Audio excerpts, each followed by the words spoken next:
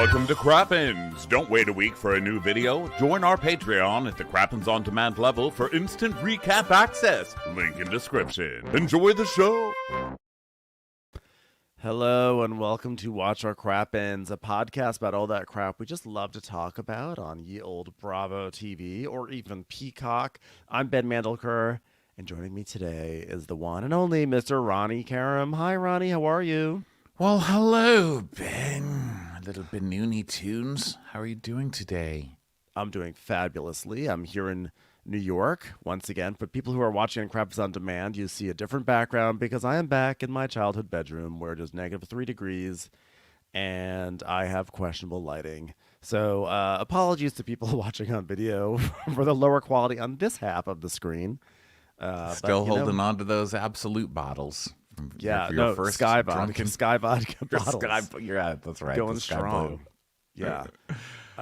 So yeah, everything's going well. By the way, thank you to everyone who voted in round one for the Crappies. We had like just under 20,000 votes, which is amazing. And we will announce the nominations on Monday, this coming Monday, February 5th. Which will be very exciting. That'll be when round two opens up and everyone can vote on the official nominees for the Crappies, which are taking place on February 17th in Los Angeles. Of course, we would love for you to come see it live with us. You can get a ticket at watchourcrappens.com. But if you can't make it to the live show, we do have a streaming option which is available via Moment, our friends at Moment. So all that information, it's on our website. It's also, you can use the links in our bios on our social media. So come watch the Crappies in some form or another. We'd love to have you. And be sure to vote on Monday when the nominations officially open again. Yeah, very well done. Well done, Ben. So this is Traitors. We're going to talk a little bit about Potomac at the end of this recap. If you want to know exactly when, just check the time codes in the description for this episode. Okay, it'll be at the end. We'll spend about 20 minutes on there. Sometimes in life you got to choose. We chose the Traitors. Ooh. Yeah, but not to say that we've murdered Real Housewives of Potomac. We've just moved them to the side. While murder takes the screen. I love this show.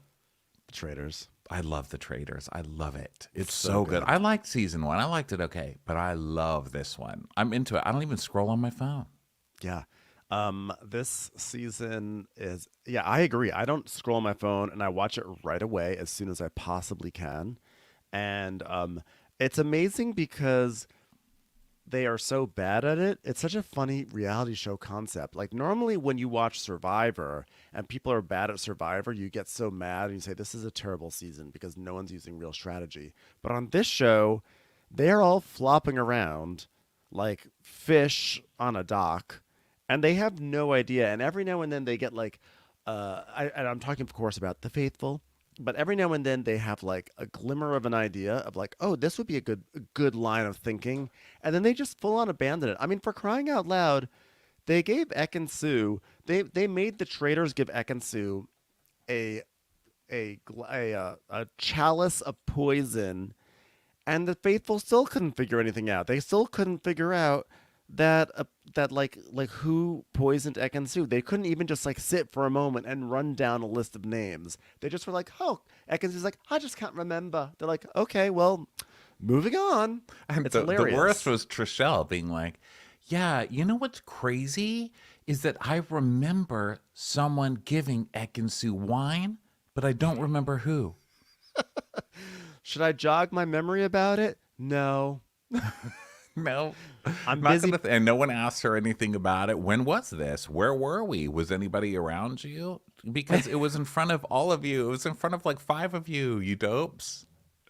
I know. I guess Trishelle was too busy planning her next break the internet costume change. Which American Girl doll is she going to be? Will she be from Pittsburgh this time, or will she be from New England? You know, the part of it is, I feel like it's unfair to call everybody on this show stupid because we know the answers. It's not fair. I usually don't like mysteries where it starts with you knowing who the killer is, because a lot of them are like that. Like I could never really get too into that show, Poker Face, where that girl's like, hey, the girl who talks like Lisa Hochstein is like, oh yeah, I can solve a murder. My big thing is knowing when people are lying. I really like her, Natasha Lyonne, that show Poker Face. Love it, which is also on this channel. But I can't watch all of them because it starts with you knowing who the killer is. And then you have to see her kind of figuring it out. That's no fun. I like to figure it out with the people, you know? I mean, I like knowing and then seeing them figure it out. I believe that's called. I remember in English class in high school, we learned that that's called dramatic irony, and I like dramatic irony. I think, and I agree with you. It is much harder when you're in the thick of it and you have no answers. It is really, really hard. You are grasping at straws. But that being said, there doesn't seem to be a whole lot of strategy. Like we see glimpses of it, but no one stops and says, "Hey, if I were a traitor, how would I be acting? Huh, now given how I would be acting, let me see who is acting like that in our group of people." Like sometimes they sort of say that, but they never follow through. It's hilarious. Well, you know what this cast is not guilty of. No one would accuse any of these people of having any kind of legerity. There you go. Everybody just sit with that word. That was my word of the day that I got today from my word a day emails. That is Middle French, mid-16th century. I mean, duh. Right? Oh, you're right. And it means alert quickness of mind or body. So none of this cast would, and the picture is a squirrel kind of flying through the air. So thank you, word of the day. You're really changing my life. Is the squirrel, is that like an example of legerity? Yes, because it has a quickness of the body at least. Here, look at this picture. Do you see it? Wait, hold on. Wow, that squirrel really is exhibiting a lot of legerity. The legerity. Hey, is your name Jerry? Because wow, the Jerry in your you're fantastic. What a fantastic animal. But yeah, I think it's unfair because of course we can guess, but again, you know, I say this every time we talk about this show. There's no real way to start guessing these people until you're like 6 episodes in because it's just randomly picked who the murderers are going to be. They don't necessarily have any motive or whatever. So it's not like a regular thing. Now, that said, we are getting to the good part because we are this is 5 episode, the 5th episode. We are 5 episodes in now. So now they are starting to see little cracks in each other and stuff. And I think it'll start getting a lot more juicy with the murder. All right. Well, let's dive into it because I've got a lot of things to say, particularly about that idiot, Kevin. So where we last left off, Phaedra had just basically told Parvati. I mean, read Parvati for filth. Yeah, she read. Filth. Everyone hates you. And everyone thinks you're a traitor. No one likes you, Parvati. So we're in the middle of that, and she said, for you to go in there and try to throw me under saying that I'm an actress and I have a clique. And she's like, I never said your name. She goes, but you said housewives. Yeah, Parvati. I never said your name. I just said that all housewives are trash and nobody should believe a fucking thing that those rubber-faced idiots say. Okay? That's I mean, what I do. I was talking about Larsa. She goes, no, you weren't. You said the housewives. That's what you said. And she goes, well, I was doing that because I needed to get Larsa out. And she goes, well, don't do it with my name. That pisses me off. And probably the first housewife to ever say this. She goes, I am not an actress. How dare you? I know. This was great, by the way. I felt like we were seeing the real Phaedra Parks. Like, I felt like we were getting a glimpse into how Phaedra talks with her clients. Like, what did you do there on the stand? Why were you saying that? Like, this was real Phaedra coming through, which is why I think she's so exhilarating on this show because it's so hard to actually penetrate Phaedra, her. They keep saying, where's the real Phaedra? You know, you get her on all these other shows and she's just nice. She won't talk about any of the drama from Atlanta. She won't get into it with anybody. She just will make little sex jokes and be reasonable. And people are like, that's not fair. Why bring back Phaedra when she's kind of neutered, you know? But it turns out all you really need to do is just really piss her off. And that's what happened here. Exactly.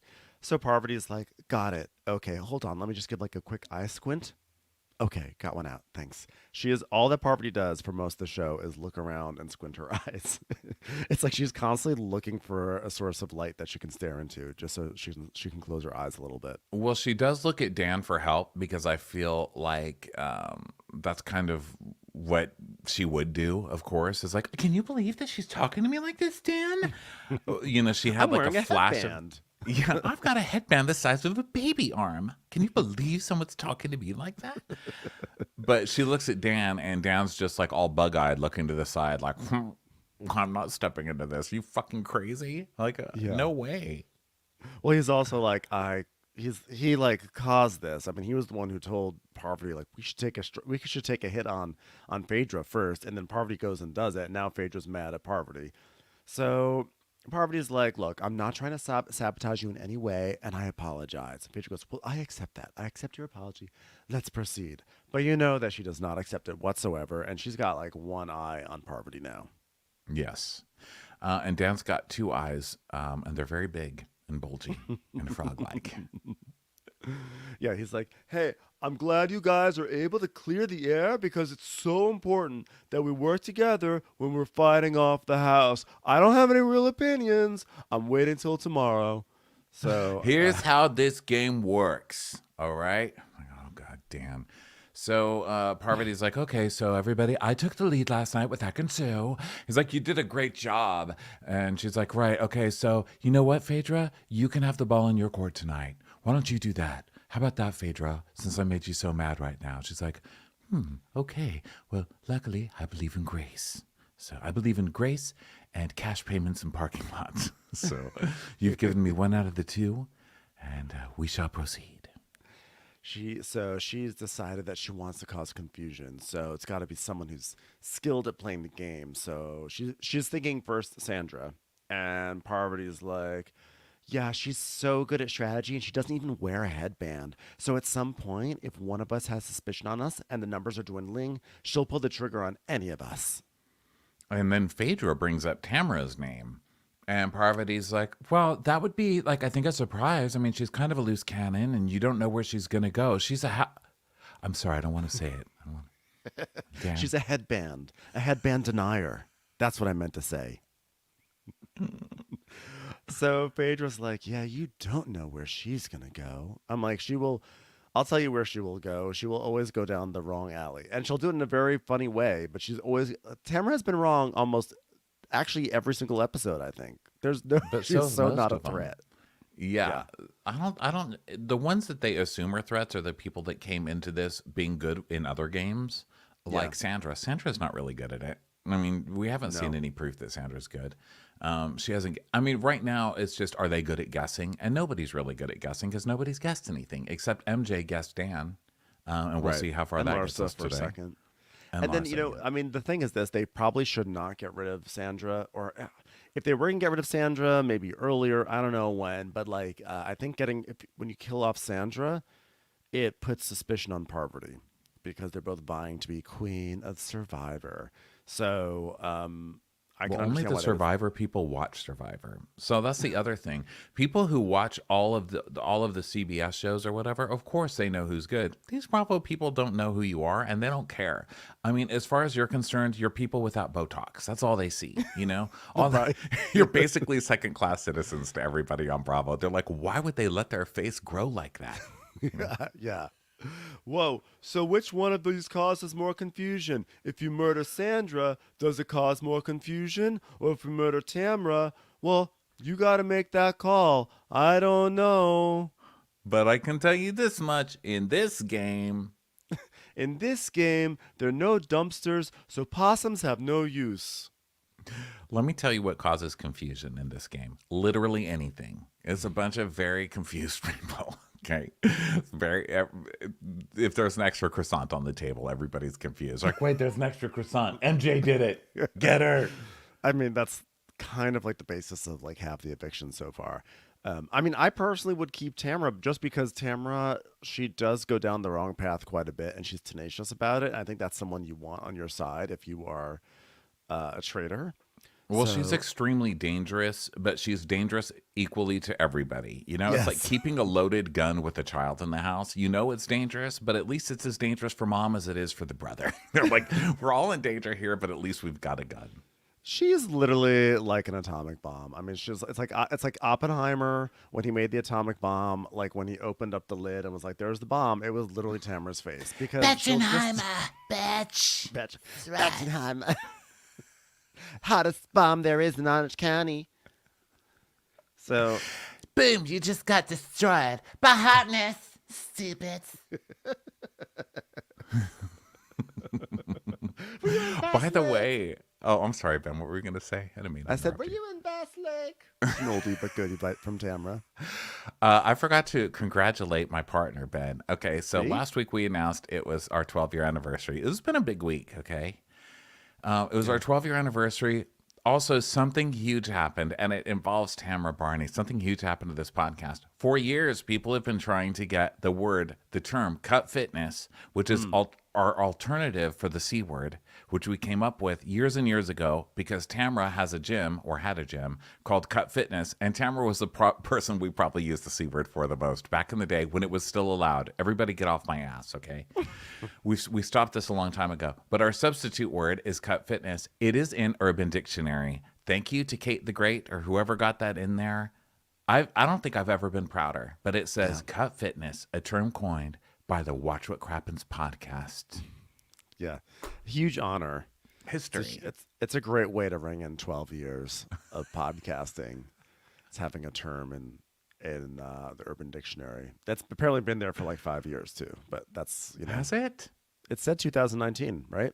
Well, that's when they submitted it, but it wasn't accepted back then. I don't know. Really? Maybe they just have a backlog over there. I don't know. Wow, it just shows that miracles can happen. If someone like Tamara can be put on TV, if Cut Fitness can make it into the Urban Dictionary, then guess what, everyone? Your dreams can come true. Yeah. And it got in there just in time for the C word to come back and it to be okay again in some circles. So there you go. It's one thing we're great at, timing. And Yeah. Timing. You've done great work with that word. So, back to the show. It's the next morning at murder breakfast. This morning, the players will make their way down the breakfast, but one faithful won't be joining them. Murdered. So, CT and Janelle are first, and tight jeans. Loving CT's, loving his haunches. His thighs are the breakout star of this season in my mind. Well, I hope they do break out. They will break out soon enough. Because raw. They will break out. That's no fair. Like some people gain weight they gain it in such a lucky way. His is just so cute. Like, I want to gain weight like that. I don't gain weight like that. My butt just stays flat no matter how big the rest of me gets. My butt is just flat and droopy. I want that butt. Give me that butt. I mean, we've all heard of dad bod, but I've never heard of like dad thighs. And that's like, it's like tree trunks down there. It's I don't wild. think that's a dad because most dads don't have that, Like, what are they doing? What are you squatting for breakfast? I fucking love it. Love him. Yeah, okay. CT. So CT and Janelle are the first to come back down, and they're talking about who they think it is. And she's like, oh my God, I've like never been the first one to breakfast. Like, what is everybody stupid? Everybody's probably sleeping late because they're dumb. Fucking idiots. Enjoy not having scones, bitches. So CT's like, so is that like a good thing? Like, because now that the paranoia is set in, it's because like with the first ones here, like especially last time because of the poison, I thought it was either you or me, to be honest. I can't believe even like that was wicked scary. We almost got killed over there before. Wow. And he's just saying that he just doesn't trust anyone in the game. And especially those housewives. Am I right? Those ladies are scary.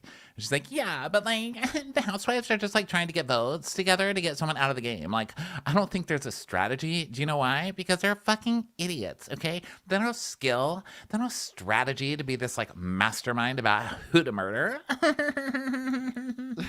Says Janelle, who has not shown any strategy this entire season except running for those shields. Or many. I mean, Janelle, I think, is a very popular Big Brother player because she's fucking hilarious and because she's a shallow little B word. Like she's such an asshole to everybody, and it's fun to watch. You know, it really is. Really is a good quality to have as a TV star. Not necessarily as a human, but as a TV star, it's super fun. But I don't think anybody would accuse her of being good at the game, right? I mean.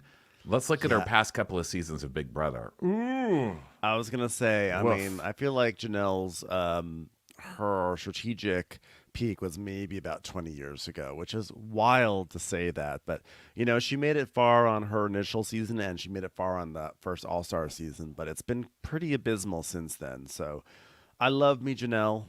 Probably one of my favorite reality stars of all time, but even I have to admit, she could be better. She could be better at this kind of stuff. Oh, she could be better. So, can't tell if I was it or if I just missed a spot shaving. Sorry, it's neither here nor there. Go ahead, Ben.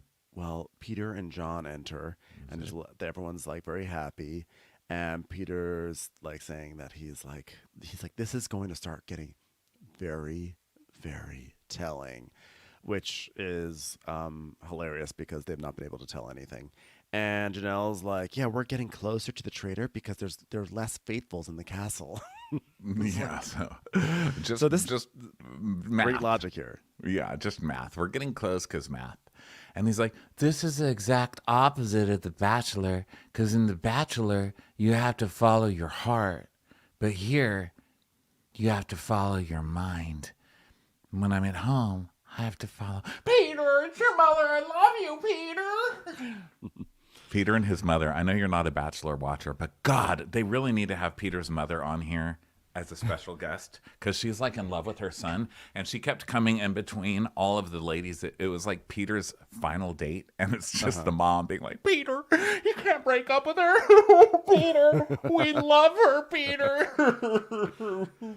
They definitely need to cast like a mother-child duo for next season. I think that would be great. Peter's mom, Barbara, I think her name was Barbara. We need some Barbara in our lives. But yeah, Peter's a big dummy, and I think he's stunted at whatever age his mother initially fell in love with him. I'm guessing around 14. By the way, I don't mean anything sexual. I just mean that age where the mom's like, you're married to your mother now, Peter. Yeah. And he just kind of stays stunted at that age. And he just looks like a little boy still, kind of looking around like, guys, I've got it. Someone here's a murderer. Like, well done, Peter. You're doing great, kid. I'm going to tell my mom after this that I figured it out.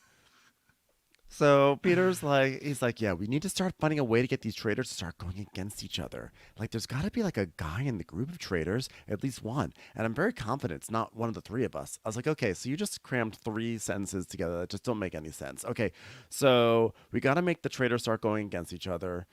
I mean, sure, but like, how's that going to help you? Because like the traitors are not going to go against each other right now because they don't have to, because the faithful are going against each other. So that's not going to work. And then there's got to be a guy in the group of traitors. Well, there is a guy, but there doesn't have to be a guy. There's no logic says there has to be a guy in the group of traitors. That's just an idea that was put out there by Larsa, I think. And now it's just like, it's like, oh, well, but law of averages. It just so happens to be correct, but doesn't have to be correct. And then he goes, and by the way, I'm confident it's not one of us 3. Well, how do you know that, Peter? Like, you've been wrong about everything so far. Like, they just build the case off of all these crazy assumptions. Yeah. And stab in the dark. That's what you got to do on this show. I'm like, who knows? So CT's like, what do you think? Like Kevin or Bergie? And he's like, I mean, I don't think it's Kevin. I don't think it's Bergie because I've got all my trust in him. Well, that doesn't mean anything. So what does that mean? That Bergie would tell you if he was a traitor just because he likes you? I mean, even Bergie's not that dumb. But then he finally does land on something. He's like, well, my suspicion right now, if there has to be a guy, is that it's Dan. So I'm like, okay, well, thank you. Thank you for finally landing on something that seems to make sense. And you're correct. And so we'd also both like to hear, I'm issuing a joint apology for talking for 5 solid minutes about how stupid you are and how in love with your mother you are. Okay. At least you got this one right, Peter. So there you go. Yeah. But why, yeah, he got it right, but also like way too late. Cause MJ was calling out Dan 2 episodes ago. She called out Dan on episode 3. So Now, Kevin enters, and Kevin drives me nuts. He is so dumb. He's so dumb, and he's actually like arrogant too. It's like the worst combination, and he contributes so little. And the fact that he got to control the narrative at the round table this week pissed me off. Wow. Yeah, sorry, that really came out. It really tumbled out. I wasn't expecting. It really did. That pissed was accented. It's like, oh, piss off. It was like, but it's just like there's like a certain like dumbness. You know what it is? He reminds me of every person in a group project who's dragged down the group project. Like we've all been there, right? Like anytime it's like in school, a group project, or just in work, or anytime you've had to have a group project, there's always a Kevin who like you come up with a plan. And he's like, wait, but I don't really understand. Why don't we just do like a pie chart? It's like, because we're coming up with an arrangement of a cappella music. You don't put a pie chart in an a cappella performance, Kevin. Yeah, Kevin, you've really been tortured in group projects over the years. You brought up know, group projects. You brought up group projects a lot. I feel like there's a very dark story there in your group project. I'm history. still traumatized by a group project I had to do freshman year of college, where I had to do a presentation about how a boombox works. Oh no. I'm traumatized. I'm still traumatized to this day. Was someone just trying to take over the whole project by just being the guy who comes in and lifts it above his head and plays the song for the... I was like, what, you think you could just say anything? No, he actually did no work, and I wound up picking up the work because I was like, I did it like passive aggressive, like, fine, I'll do all the work. How about that? And then like I was mad at him instead of me saying like, hey, could you do some of your work? I of course didn't. I was non-confrontational, and then I took on the work and resented him. But then he comes in with ideas, and I was like, you know what? Fuck you.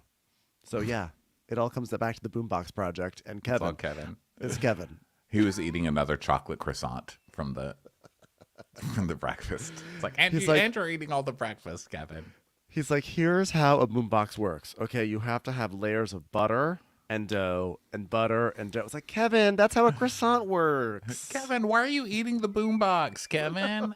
It's our group project. He's like, but there's chocolate inside. No, that's an Apano chocolat, not a boombox. So then Bergie comes in. He's alive. And Dan and Surrey come in next. And Janelle's like, I didn't sleep last night. I'm like so stressed out from like thinking about this game, you know, and how many stupid people are here. And Dan's like, yeah, well, you know what? This is how this game works. Every night without the shield, you got to sweat, you know? And like, I don't even understand why I'm sweating. Like, you guys think it's what? You think it's like a psychological thing? Yeah, because you know you're not safe, Dan. How is anybody falling for Dan's act? Dan is the worst actor here, and that's saying something.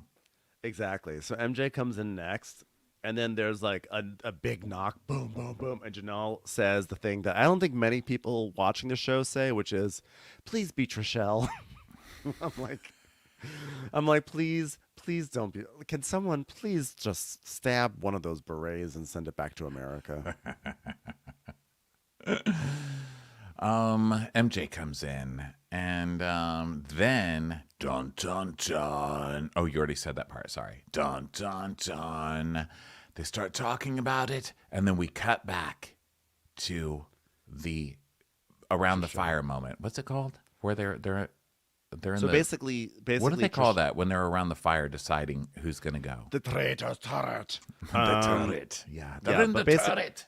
Basically, Phaedra and Sandra come in next. So it's basically Tamara was killed, which I was devastated because I really feel like this show is such a great vehicle for Tamara. Like it's just so perfect for her wild conspiracy theories and impulses towards witch hunts. I mean, she does it every season on Orange County, but like here's where she can do it, and it actually seems charming and fun. You're right. And I was actually sad. This is the first time Tamara's ever been fired that I've been sad. I was like literally devastated. I was like, how could you get rid of Tamara? We still needed way more episodes of her on this show. She's been good on it. She's been really funny on it. And I feel like they have an anti-housewives bias, and I'm pissed at this point. Like, I don't think it's fair. And I really, I hope that the housewives finally do band together and get rid of all these CBS assholes, because I feel like they have... CBS assholes. They are. They're so snobby. Like, oh, we're so smart because we're from like Big Brother. Big Brother is known for having the dumbest people on earth. Okay, it's a fucking giant carnival game. I'm so sick of people acting like they're tough shit from being from Big Big Brother. That game's for losers. Everybody knows it. And Survivor, oh, wow, you didn't eat for a few days and you didn't take a bath. Oh, you went on a like, diet. welcome to my LA life. I was you about know? to say, Fuck like, off. congratulations, move to LA. Yeah, God, it's called intermittent fasting, you fucking losers. I was so pissed that they got rid of Tamara. I think I'm like begrudgingly becoming a Tamara fan late in life. Even last season of Orange County, which I thought was an amazing season. I don't know why more people don't think it's an amazing season. I thought it was like a literally amazing season of Orange County.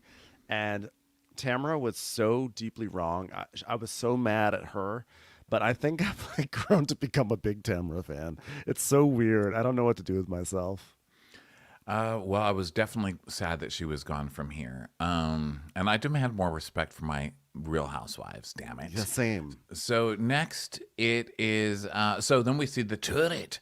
And Phaedra's like, well, I love my housewife sister, but this is going to bring confusion. And everyone knows I'm loyal to the housewives. Now, why do you guys keep saying everything's going to bring confusion? Like, why is that? As if they were like really like on track beforehand and now they need to be confused. But that's the whole thing. Like, we need to confuse them. They're already confused. They were confused just by the concept of Scotland.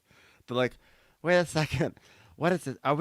There's someone named Scott who owns this land? Where are we, bitch? What does Scott do to get his own fucking land, bitch? Trichelle's like, Scott just yelled at me.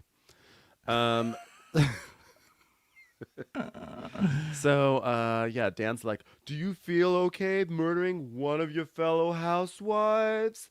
And she's like, yeah, it's fine. Now, I It's think fine. that Dan and Parvati think that they've got one up on Phaedra here by like, ooh, we got rid of another housewife, stupid. But they actually did her a huge favor because I do think that the housewives now are going to be like, oh, or the Bravo people in general are going to be like, oh, the housewife isn't going to get rid of another housewives. They're in a sorority. Everybody has already said that. Like, they've already commented. They're not going to go for each other no matter what. So the fact that two are gone now, I think, is a testament to the housewives not working, or one of them not being a traitor. So It's so just did interesting. Phaedra a favor. Dan. What I can't tell is whether or not they're viewing MJ as a housewife or not, because she's not a housewife, but she is Bravo. But it seems like they're not really paying attention to MJ like that anymore. It seems like they were She's really got focused- housewives face still, though. She's got like housewives lips and housewives like kind of Botox. So I think that she's considered a housewife. No matter, I think she's got Bravo crazy face, and she's gonna be considered to be in that boat no matter. But I what. think that I think where MJ's biggest asset is having to navigate 30 years of Reza, and I think that's really helping her for the Traitors. Like, she is able to suss out bullshit, and she seems like she is, she's not great, but she picked up on Dan early, and she went off of Dan, which is too bad. But I feel like MJ is sharper than most of them, and I think that's really just comes from years and years and years of putting up with the shots of Sunset. So then we see Tamara finding the letter on the chair, and they have spelled her name wrong. Can we get some fucking respect in here? That was You do really hilarious. just call her Tamara? Her name is Tamara. There's no A. Is that her mother's fault for being kind of a dope? Yes. Is anybody else spelled that way? No. But are you going to go tell Barbara Streisand how to spell her fucking name? How dare you? You mean Barbara? We've been misspelling it all this time. So Tamara starts. I mean, or Brittany? she starts fake crying. She's like, "Batch. That's okay. I had the experience. I got to be in this amazing castle. I got to see a little bit of Scots land, and it's time to go home to be with my kids and my husband." I'm like, stop acting like you have 3 toddlers at home and you're going back to some sort of LL Bean catalog life. Your kids are grown up. One of them is like a fake cowboy who's recovering from overuse of fitness supplements, and you got Eddie who's sitting there frowning in a chair. And your mom in the guest house fucking the Costco sample guy, Frank, or whatever that In guy's other name words, is. can't wait to see you next season in Orange County. Your See biggest you fan, soon, Ben. It's like, yeah. I didn't know it was so cutthroat. I just hoped that it's not a housewife in there that would do this to Miss Spence. Yeah, it is. I'm sorry. It is. So now back at the table, they're like, oh my God, you guys, why would they do this to Tamara? Who would do this? And Phaedra just goes, Are there any boiled eggs? Trishelle's like, I don't think Tamara's murder says anything about anything. Boiled eggs? But you know what does say something about something? My beret. Everyone take it in. Take it in.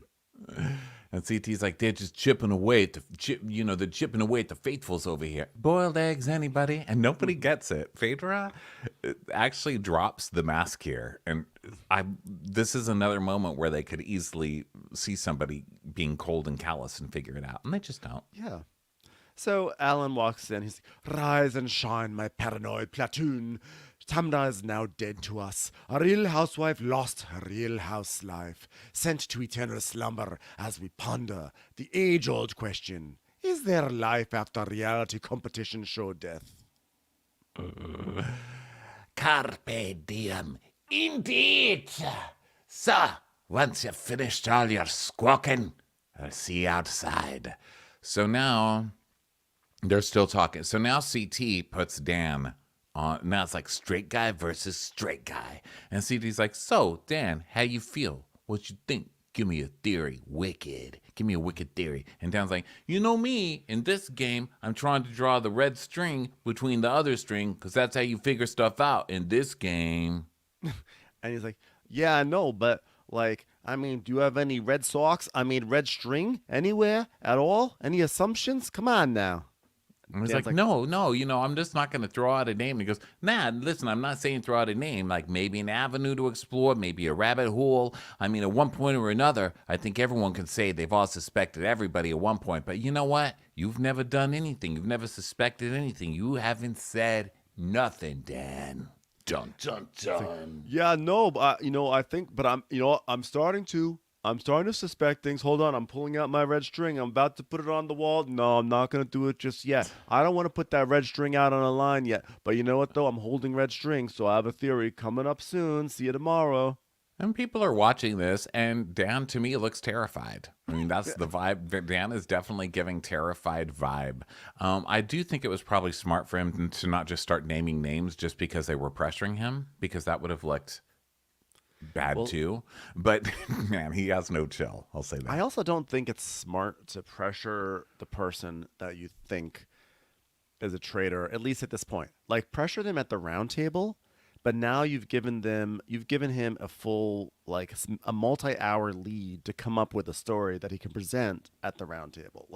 If you suspect him, be more sly. Be like, Dan, what do you think? What do you think? And he could be like, I don't know. And don't be like, come on, give me something, because he's gonna realize, whoa, they're onto me. Just be kind of like sly about it. Be chill and be like, okay, let's put that in the brain. I'll bring this up as evidence later on that he still has no idea what.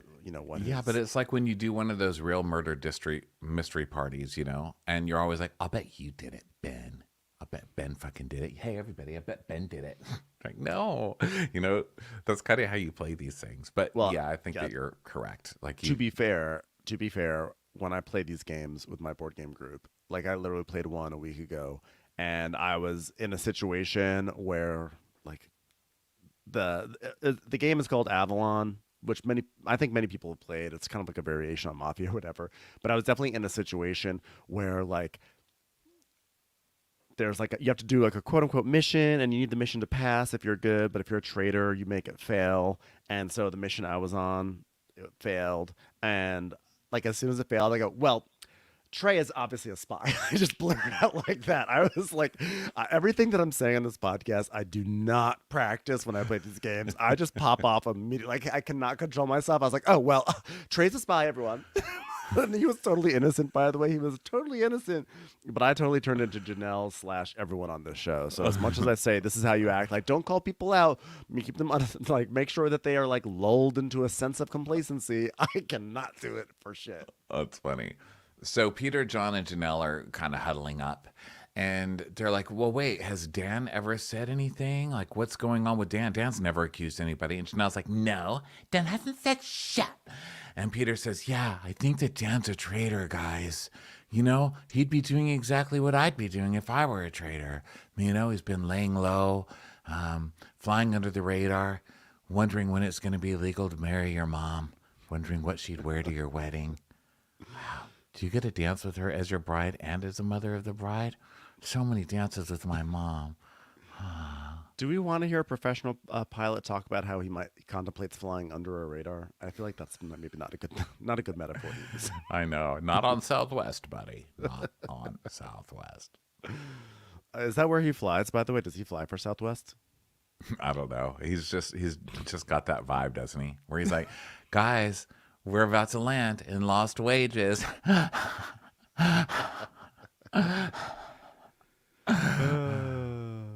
By the way, I also want to extend a heartfelt fuck you to the lady who sat directly behind me on my American Airlines flight flying out here to New York, who coughed the entire time. She sat down behind me. This is what it was. Sat down right behind me the entire time, from the time she sat down till she got off the plane, going like this.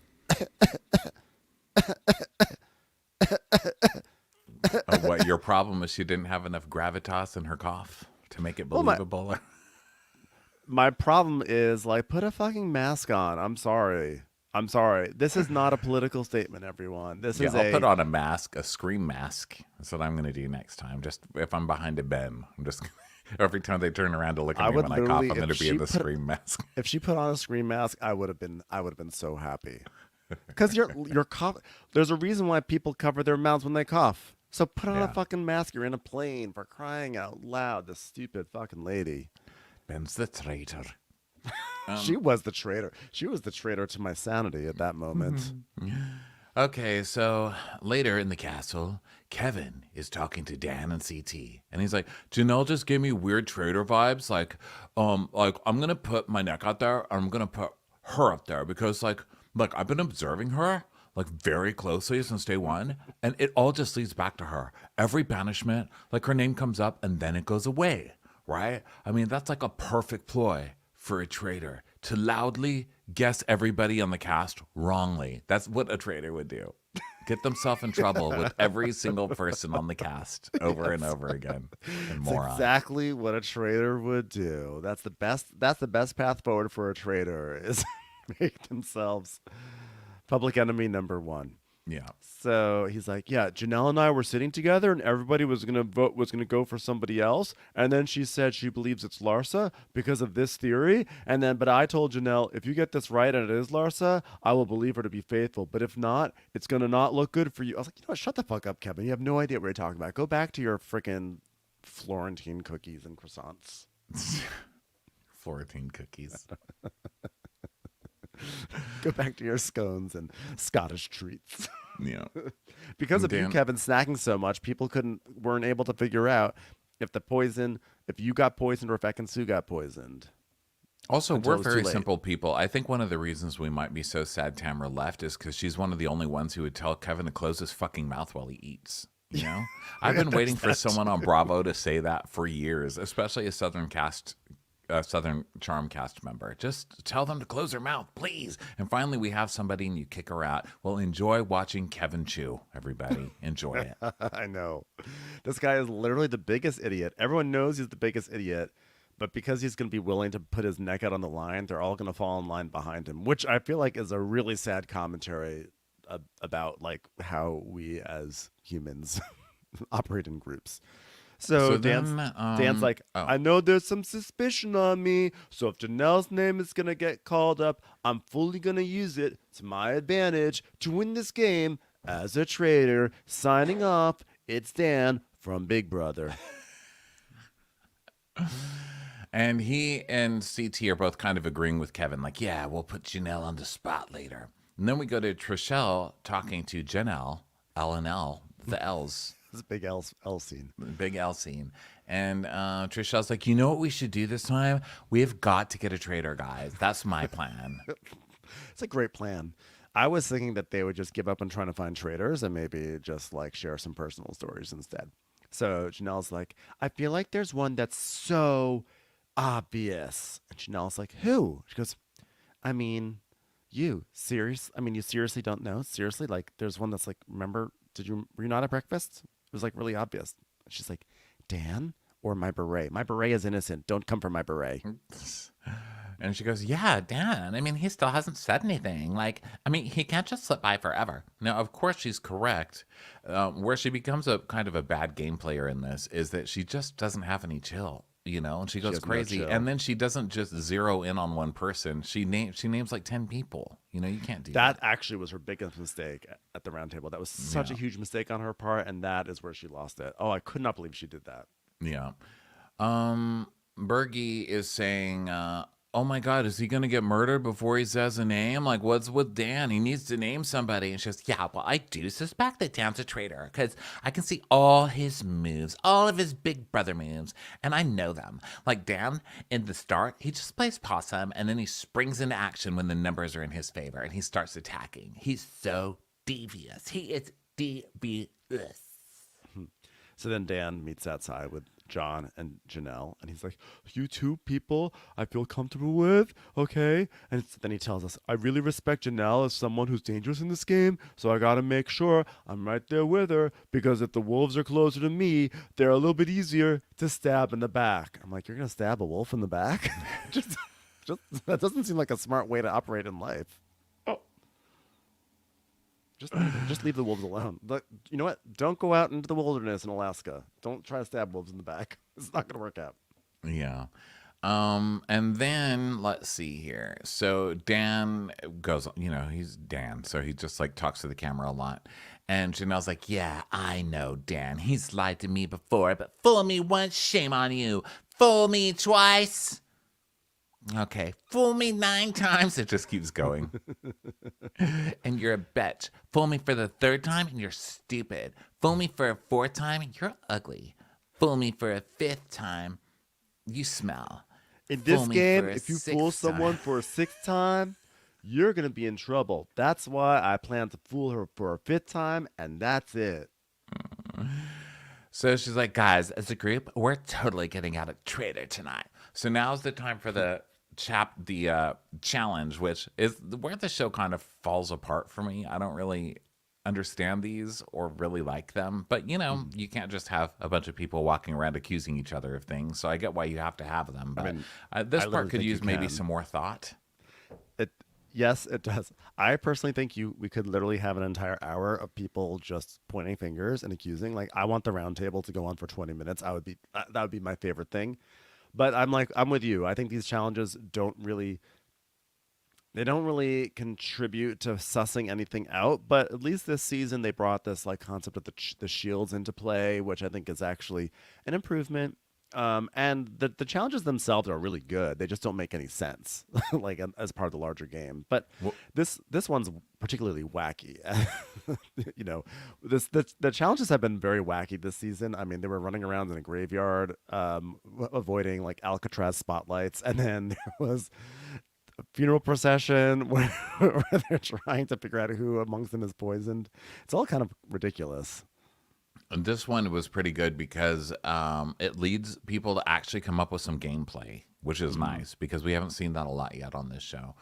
So this one, they're going to have maps, and they're going to have to go find a bunch of birds, and the birds will make sounds. And then there's going to be a team on the inside of the mansion who is going to have to hear all these descriptions on a walkie-talkie and then go find the birds inside the house, like the little statues of the birds or whatever. So the trick is whoever plays on the outside also has the chance to say fuck the map and go find shields. Mm-hmm. So now they have to decide amongst them who's going to even have the chance to go find shields, who's going to be on the outside teams of 2. Right. And so a bunch of them want to be outside because they want the shields. Like Sherea's like, well, I've never gotten a shield. We're baseboards. And Kevin's like, he wants a shield because he's like, I've never gotten a shield, and I've been a team player for a long time, sacrificing shields. Like, shut the fuck up, Kevin. You're not a hero. Oh, Kevin, you really fucked Ben over on that Boombox project. You're never gonna forget it. I will never forget the Boombox project. Let's see who else doesn't. some people want, basically they start splitting up into teams of two. This is another thing with challenges. As far as recapping, my eyes start crossing. I'm reading all the notes being like, what? I will say this, while everyone gets into groups of two, I know there are going to be some people out there that are going to say, wait a second, Ben, why were you doing a presentation on how a boombox works? The answer is it was freshman year, and I was taking a class it was an engineering class. And it was about how everyday objects work, and you use that to learn about principles of science, etc. So if you're wondering why I was doing a presentation on a boombox, no, because I know I'll get messages like, I have to know, why were you doing a presentation on a boombox? I will get a million messages. It's this exact sort of thing. I thought you meant I'm going to get messages saying, Ben, what do you mean? How does a boombox works? The answer is obvious. Jesus. The power of prayer. They were originally called prayer boxes, and then decided to call them boom boxes. Because guess what? You can't have a boom without a prayer. Yeah, my first school was called Jesus Chapel, so that would have been my answer. Okay, let's move forward, shall we? Maybe that's why that guy didn't do any work, because he just knew the answer all along was Jesus. CT and Dan go inside. They volunteer to go inside. And Peter's like, I'm thinking I need a shield today. I have a couple of cards still to play. I mean, one of the golden shields. I already have a human shield. My mom. God, I miss her. So this whole challenge is funny because essentially like a duo will get to a bird watching stand, and they blow like one of those bird calling things that goes, and and basically they play like a bird noise back that's like, and then they have to like radio in. The bird sounds like this, and then everyone on the inside starts running around this castle going, and they have to play the sound effects on the stuffed birds to see which one matches the one. I mean, it is pretty funny. And Sandra doesn't say a whole lot, but this really spoke to me. She goes, I'm totally disappointed that there's no shields in the house. Like, there should be shields inside for people that hate to run, like me and Phaedra. Yeah, justice for the sedentary people. Why are only the people who run everywhere the ones eligible to win shit on this show? I don't think that's fair. I think they should split up challenges where some of them are brain challenges, like they do on Survivor or Big Brother or whatever.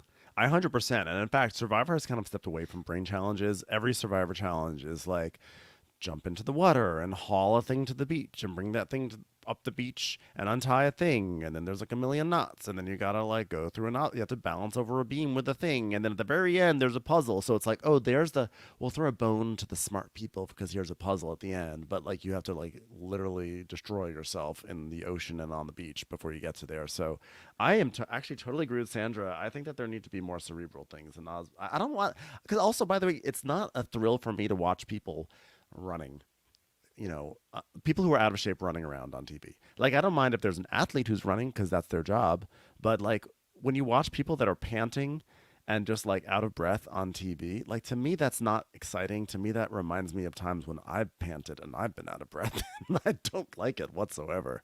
Yeah. Kevin and Surrey make it to a bird nesting spot, and they have like a little barking dog sounding bird. So basically they have to make these sounds. I mean, it's pretty funny. So let's get to some gameplay parts in here. Is it where Peter? Okay.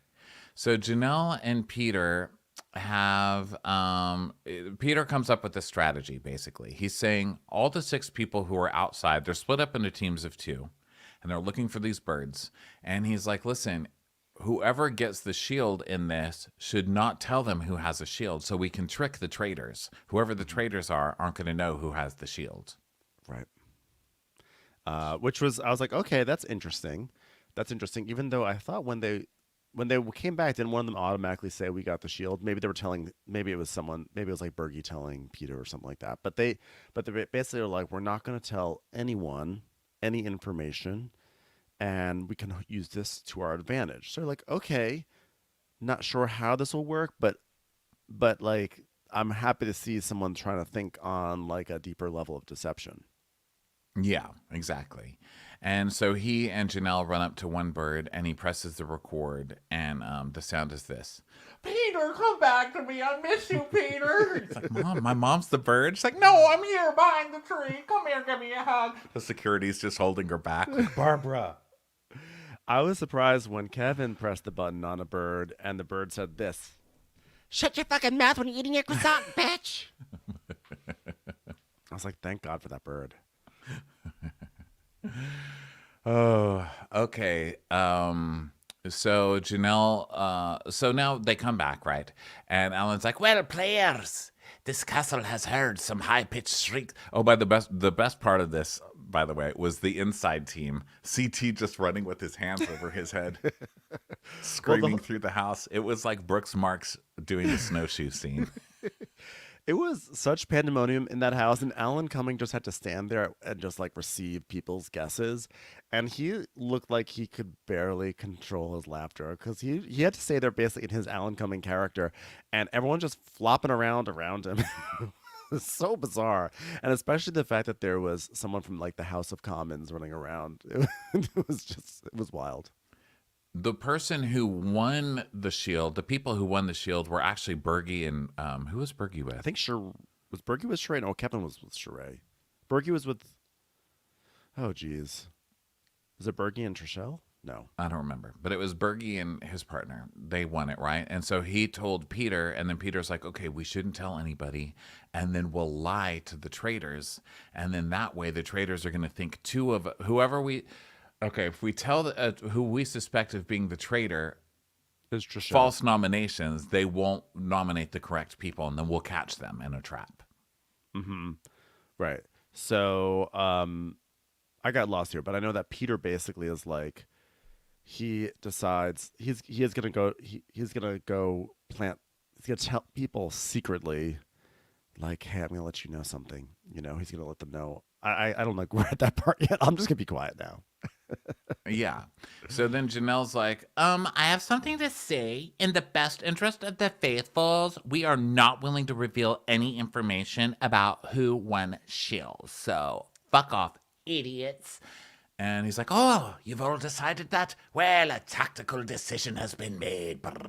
so Dan's like, whoa, in this game, not revealing a shield makes it very difficult on us as traitors to pick someone to murder, but, you know, Janelle's being selfish, and that's going to help me as a traitor in this game because no one likes a selfish faithful, and that could get Janelle in trouble. We'll see at News at 10. We'll be back right after this commercial break.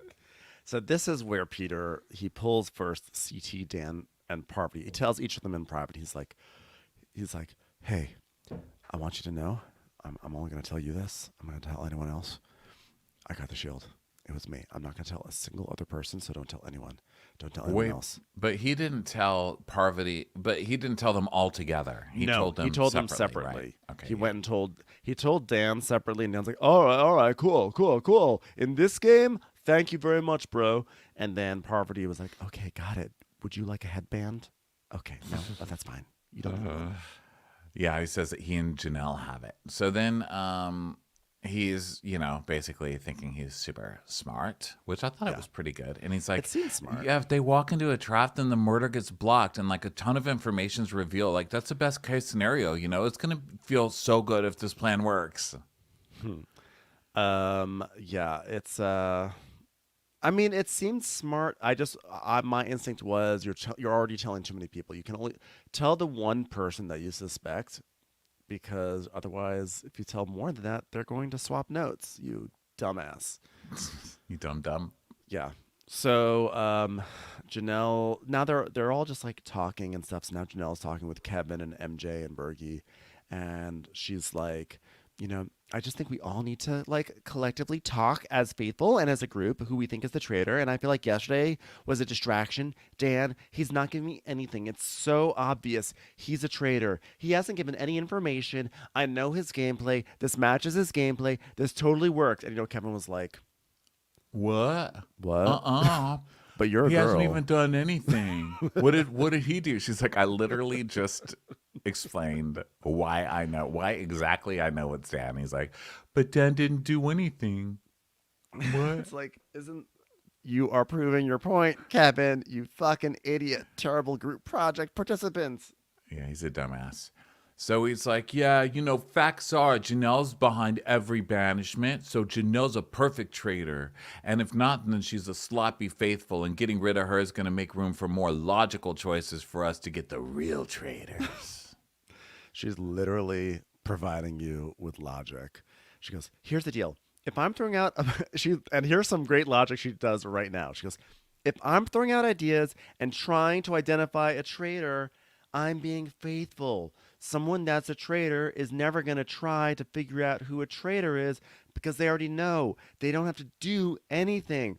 All they have to do is sit back, right? So let me, in summary, sitting back and being quiet, most likely traitor. Being loud and being ridiculous, like me right now, most likely a confused faithful. So what did you take away from that, Kevin? You're a traitor and Dan's faithful. You're a traitor. You're a traitor. You're a traitor. He doesn't get the logic at all. But he's excited to be able to get rid of Janelle so that way they can make more logical decisions. Yeah. The last time I did this, I went with Larsa. She goes, yeah, I know, Kevin, I know. He goes, yeah, and now we're supposed to go with Dan. I just don't feel good about it. You just keep telling us what to do. She's like, I didn't say we had to. I'm just saying he's the traitor. So do what you want. So now MJ is saying that she has suspected Dan because he's super quiet, but Janelle has gotten her hands dirty and she's been, she's been pretty cutthroat and accuses other people. Could that be that she's implicating that she's a traitor? No. In my mind, I'm like, this is classic sign of a faithful who is totally confused. yeah. Now MJ is like, I'm going to talk to Dan and Sandra. So she immediately goes and she's like, Janelle's coming for you. So watch your ass. He's like, why? What's the reason in this game? And Sandra's like, oh, I thought that was your girl. And she goes, wait, she's getting hard, okay? She's trying to get us to vote for Dan. And they're like, why? And she goes, because you're never giving your suspicion, Dan. You're always saying you're saving it. And he's like, but it's because I don't know. Oh my God, how do they not pick up on this? Also, how could they not pick up that Janelle doesn't need to go hard on someone if she's a traitor because she can just murder them at night? It doesn't make sense. Yeah. So they are still, and so Dan's like, no, I'm not mad at you. Thank you for telling me, because in this game, you got to have information. And here's what I know. Nothing. I don't have any ideas. And he's saying, this is my first time getting heat, but she's dangerous, and I'm going to have to take care of her. Dun, dun, dun. So he goes, yeah, to throw my name for no reason, that's the same thing that happened to Larsa, and now it's me? And she goes, yeah, there's so many red flags. You guys, she is so convinced. It smells like shit. So then in another secret meeting between Dan and Parvati, he's like, oh, great, they're coming for me now. What are we going to do? Janelle wants to get me out. And she's like, okay, then we got to take out Janelle. And he goes, I don't know. I guess it's because I don't say any names. Okay, here's what I'm going to do. I'm going to go into the rest of this episode not saying any names. I know. It's like, Dan, do yourself a favor and just come up with some cockamamie, story for something, because people are getting onto you. So Alan's like, it's time. He's like, he goes, Alan talks to us. He goes, the round table so far has been a disaster for the faithful, but will the tables turn? Tonight is like no other. This game started with one player missing, and we get a flashback to him in the first episode saying that there was a player missing, which I had totally forgotten about. Thankfully to NBC, I was complaining about this a few weeks ago. NBC, after the third episode, released, they did a press release saying, oh, Kate Chastain is going to be joining the Traitors, and they blasted it everywhere in People Magazine and EW. Everyone wrote an article saying, Kate Chastain's joining, and, I guess this was a NBC-sanctioned spoiler, but also, what the fuck? I would have liked to have been surprised naturally instead of via EW. I saw that she tweeted something about it, and there was a clip. I didn't watch it because I don't want to be spoiled. But I just figured she was going to be a guest or something and come in and be like, "Hi, idiots, it's me. You're all dumb. I don't like you," and then leave. Do maybe lead a challenge or something and then leave. I didn't know she was actually being brought back in the game, but she is. She is a murderer, and her name is Kate Chastain. And she comes in and she's like, hi, I'm back. Did you miss me? And she goes, oh my God, it's a love letter from Alan. He's obsessed. Dear Kate, you're faithful. Oh my God, I hear his accent from this. Oh my God, could we turn the level of Duolingo down for this? Thanks. Well, I'm a little. It says, dear Kate, you are faithful. Huh? What's the opposite of saying, huh? I'm a little disappointed that I'm not a traitor at this time because I really want to see the turret, and I also just wanted to have a special coat, with a hood, but in velvet and everything. And also, I just like to get the power to get rid of people that I just don't like. Just be like, get rid of that one. Disgusting, stupid. Hey, where's Rachel? Wherever she is in life, get rid of her. That'd be so great. It would be awesome if I could just murder people here that I just don't like in my real life. Like Rachel, get rid of her. She's stupid. Let's see. Oh, that girl who was really bad at mopping on my second season. Fuck her. Fire her. Get rid of her. Be really fun. Oh, what's the name of that stew? Adrian. Get rid of her. Gross. Caroline, wherever you are, I just want you to know you're murdered. So, Just anyone, just a random person. Just get rid of them. Okay. You ate too many croissants. at a round table meeting. Dan's like, walking into this round table, I don't feel good at all. I'm heavily targeted as a traitor, but I'm not out of this thing. I do my best work when my back's against the wall, and I have a few tricks planned up my sleeve now by not naming anyone. We'll see. We'll see. Janelle's like, I know Dan's a traitor. He's the best Big Brother player I've ever played with, and I am 100% here to win. Dan's got it coming, and I'm gonna start by being a total disaster at this round table. That's why I'm going to accuse Dan and 20 other people. That's why emphatically. That's why I'm gonna do whatever I can to get people not on my side. Yeah, Janelle. Oh my gosh. Everyone, Okay. here's why you should trust me, because you're all traitors. Now listen to what I have to say. Welcome. The traitors have murdered people. The prize pot currently stands at a cool $75,500. $500, which should be spent from bailing Barbara, Peter's mother, out of local jail. She's gotten herself in a little slutty trouble here, but that'll be up to you later. Let's welcome back somebody who terrifies blue-collar workers and white-collar workers all the same. Kit Chastain. Please welcome Kate. And then Kate walks in. They just sort of like wedge her chair in there. They don't even like make it like nicely spaced out. I know, she's got like a folding chair. It's like someone extra came for Thanksgiving. I know. They're like, ma'am, I'm sorry, this reservation is for 8 people. It's okay, just like put me in the end. So Kate's like, I'm sure the players have a preconceived notion about me, either that I'm a bitchy person or a wild, unpredictable person, and all those things are true, and they're still ugly and unstylish. So, Please take your seat at the child seat in the round table. They've kept it warm for you. Players, Kate will have a vote at this table. Hold on, costume change. It's me, Alan. I'm now wearing a dress made out of paper tools. Enjoy. Janelle's like, welcome, Kate. And Kate's like, thank you. Tell me everything. Who do we hate? And also, why is this folding chair so flimsy? Could you guys not have gotten just any other better chair than this plastic one? I feel like I'm going to fall backwards any moment now.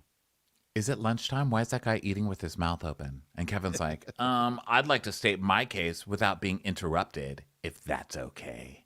She goes, okay, well, can already see who the douchebag is. So. Yeah.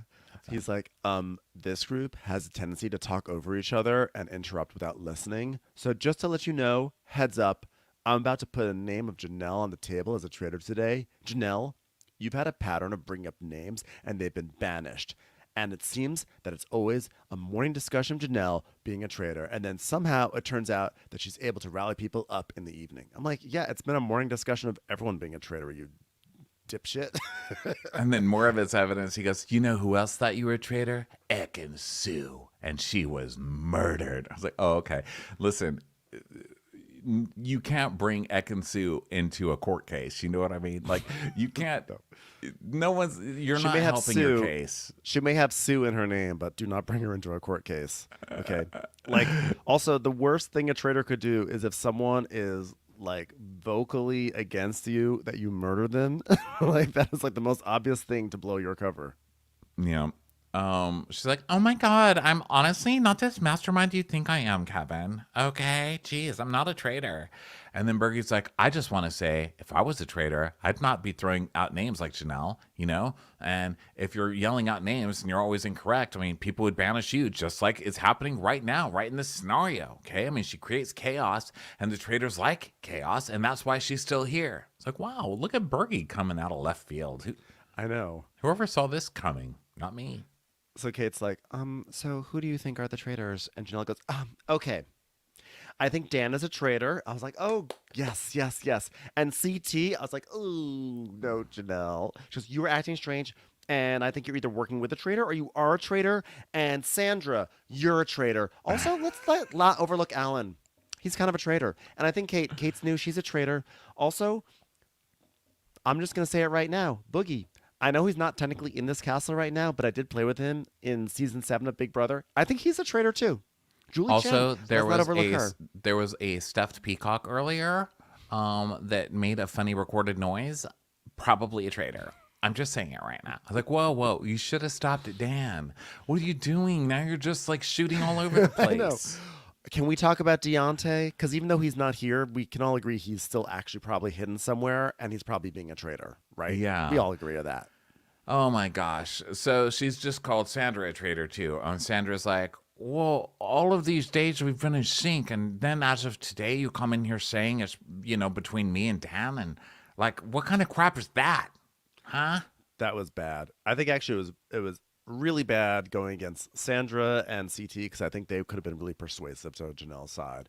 So Kate's like, Sandra, who do you think are the traitors? She goes, well, I gave Janelle the benefit of the doubt, but I think that she's the traitor. And CT's like, he's like, yeah, since we've been here, I've done nothing. I've done everything you asked for, and now all of a sudden you get some heat on you. You're just gonna like throw me under the bus, which is too bad for the bus, because I like to see a bus try to drive over these thunder thighs. Am I right, everyone? I would just like to say something at this stage. Janelle has got tremendous ability, as she can see the others round her, and without boasting, she can make an assessment that she's well placed to succeed. And do I hold that against her? I don't. Okay, thanks. He's like, Thanks, John. hold on. Let me try and breathe from my inhaler. That's not even a real inhaler. It's a Diet Coke can, you stupid bitch. So Kevin's like, oh, really? Well, John, who do you think it is? And then John's like, well, I told you last night, and I thought you were the traitor, actually. It's like, oh, John, you were doing well. That's not going to help move the needle on Kevin, though. And your conduct is the conduct of somebody who shifts from one persona to another very suddenly. And Janelle is consistent to manner. She's awful. Awful and shallow. That's one pool that a baby can always swim in. And for that, I say thank you. I'm not going to say that Janelle is a total disaster, but I will say that she did accuse me of breathing funny minus 3 seconds after we were all given our roles. So it's pretty bad. Pretty bad. So Kate's like, MJ, what's the name of the guy who's talking again? And she tells him, and he goes, Kate, could you listen? Wow. I was like, you better be careful, Kevin. You do not want to mess with Kate. And she goes, oh, yeah, I got it. You think Janelle's a traitor. Got it. And Kate does the Kate thing where she just goes, she does like an inside ha, where she's like, she's like, you have no idea how awful I can make your life. So John is like, Kevin's like, no, I see you weren't listening. I said, I'm talking to John right now. And John's like, well, I think you're talking to the table, traitor. And Kevin is such a cocky asshole. Like, how you can't be dumb and cocky. yeah. And he goes, so now just because I'm an actor, I'm a traitor? First of all, no one has proof that you're an actor. I don't think that anybody has proof. You can call yourself whatever you want. There is no evidence, sir, to suggest that you're an actor, okay? Yeah. like literally no evidence, including probably an IMDb credit. I think that Heather Dubrow probably has a longer IMDb than yours, Kevin. So Kate's like, are there any other names anyone's thinking of? Because I'm getting bored. And Peter's like, I hate to say it because we're close. You're talking about me, your mother? Oh, we are close. God, I love my son. No, Mom, there's got to be at least one guy in the Traitors based off of nothing. So, and I look at all the guys that are left, and do I feel like you for sure have contributed the least? Yes, Dan. And that is kind of a red flag for me. So I'm going to say Dan. By the way, he has been in the Asian or something called Asian Persuasion in 2023, Bling Empire, which obviously not an actor, and something called Ugly Model in 2019, and one episode of something called the Netflix After Party. So those are what he's been known for. He's got 14 acting credits. It's not bad. Let's see.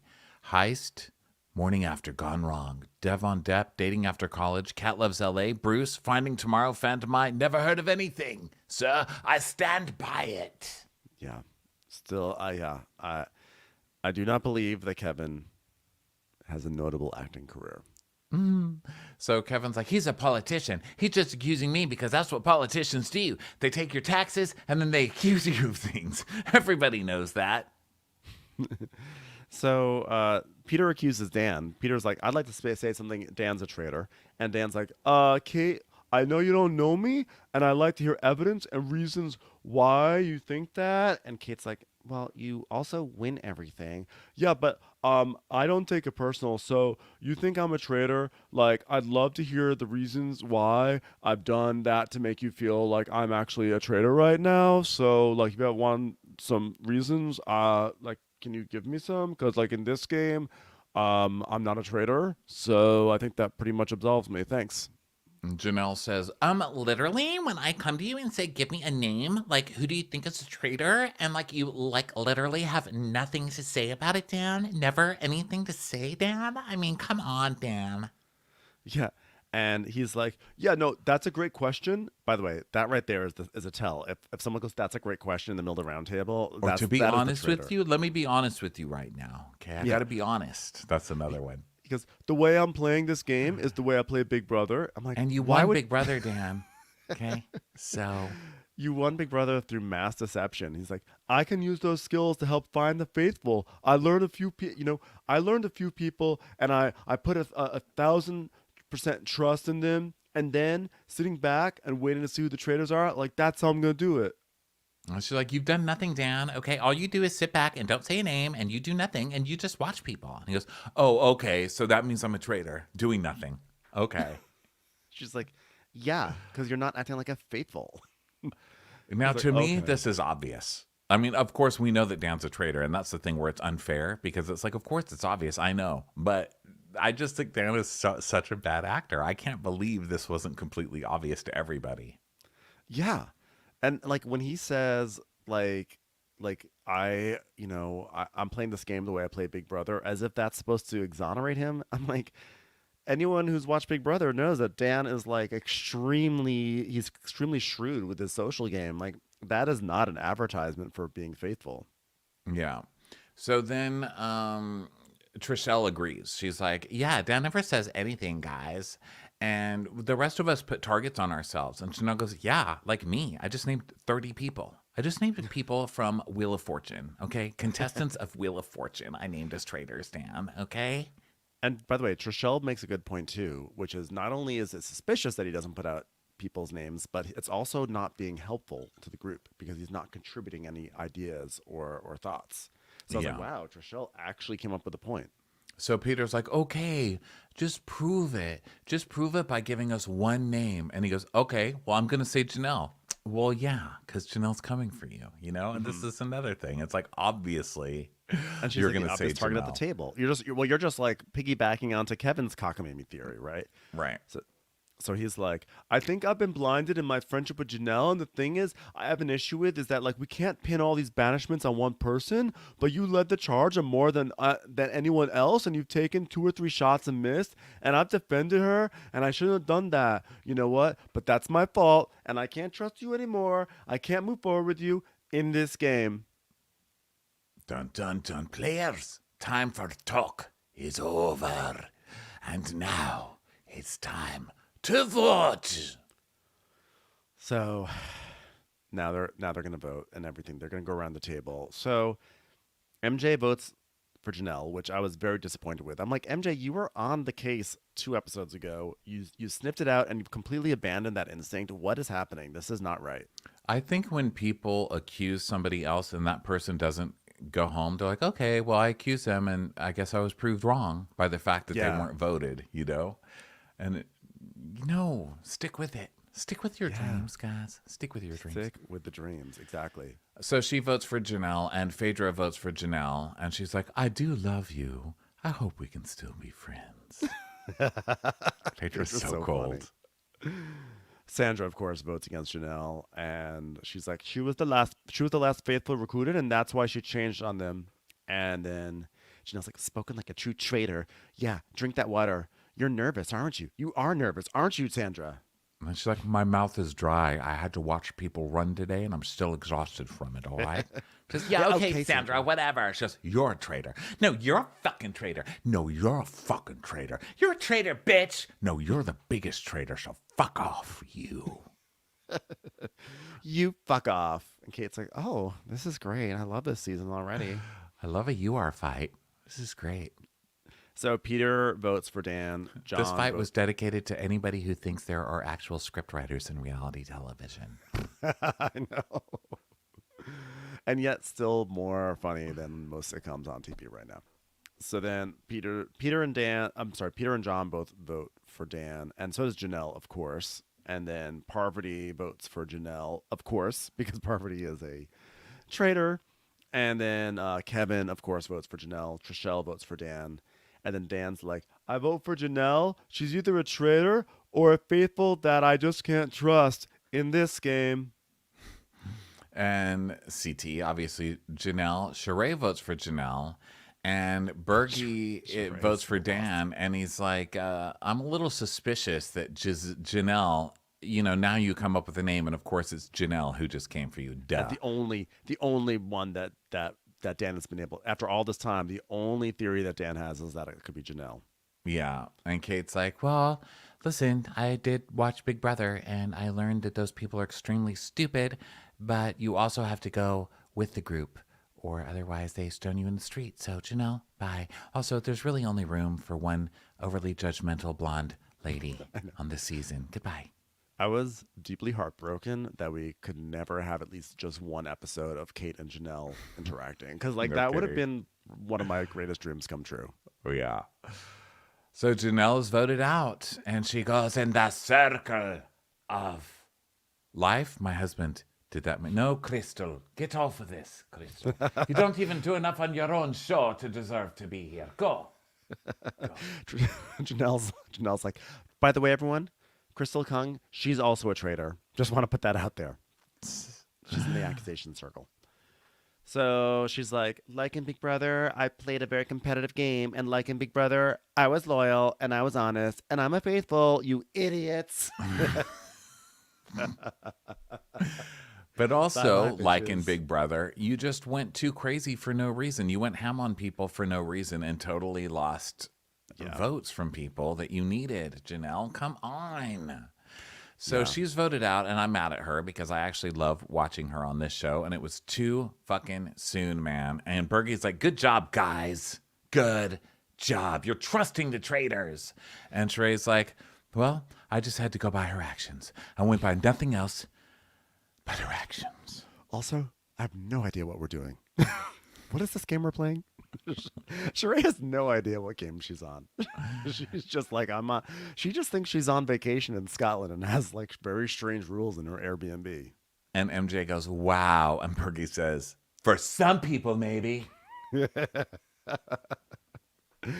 Oh my God. By the way, my fingers are crossed that the people look at who voted for Janelle and who voted for Dan and like use some logic to say, okay, everyone who voted for Dan, we have a very strong reason to believe that they were probably faithful. So now we have a smaller pool of people that we can accuse of being traitors. Can we do that? Like, oh my goodness. No, That's they all. won't. That's my dream. It'll never They happen. won't do that. No, sorry. I'm sorry for Faithful. entering that idea into evidence.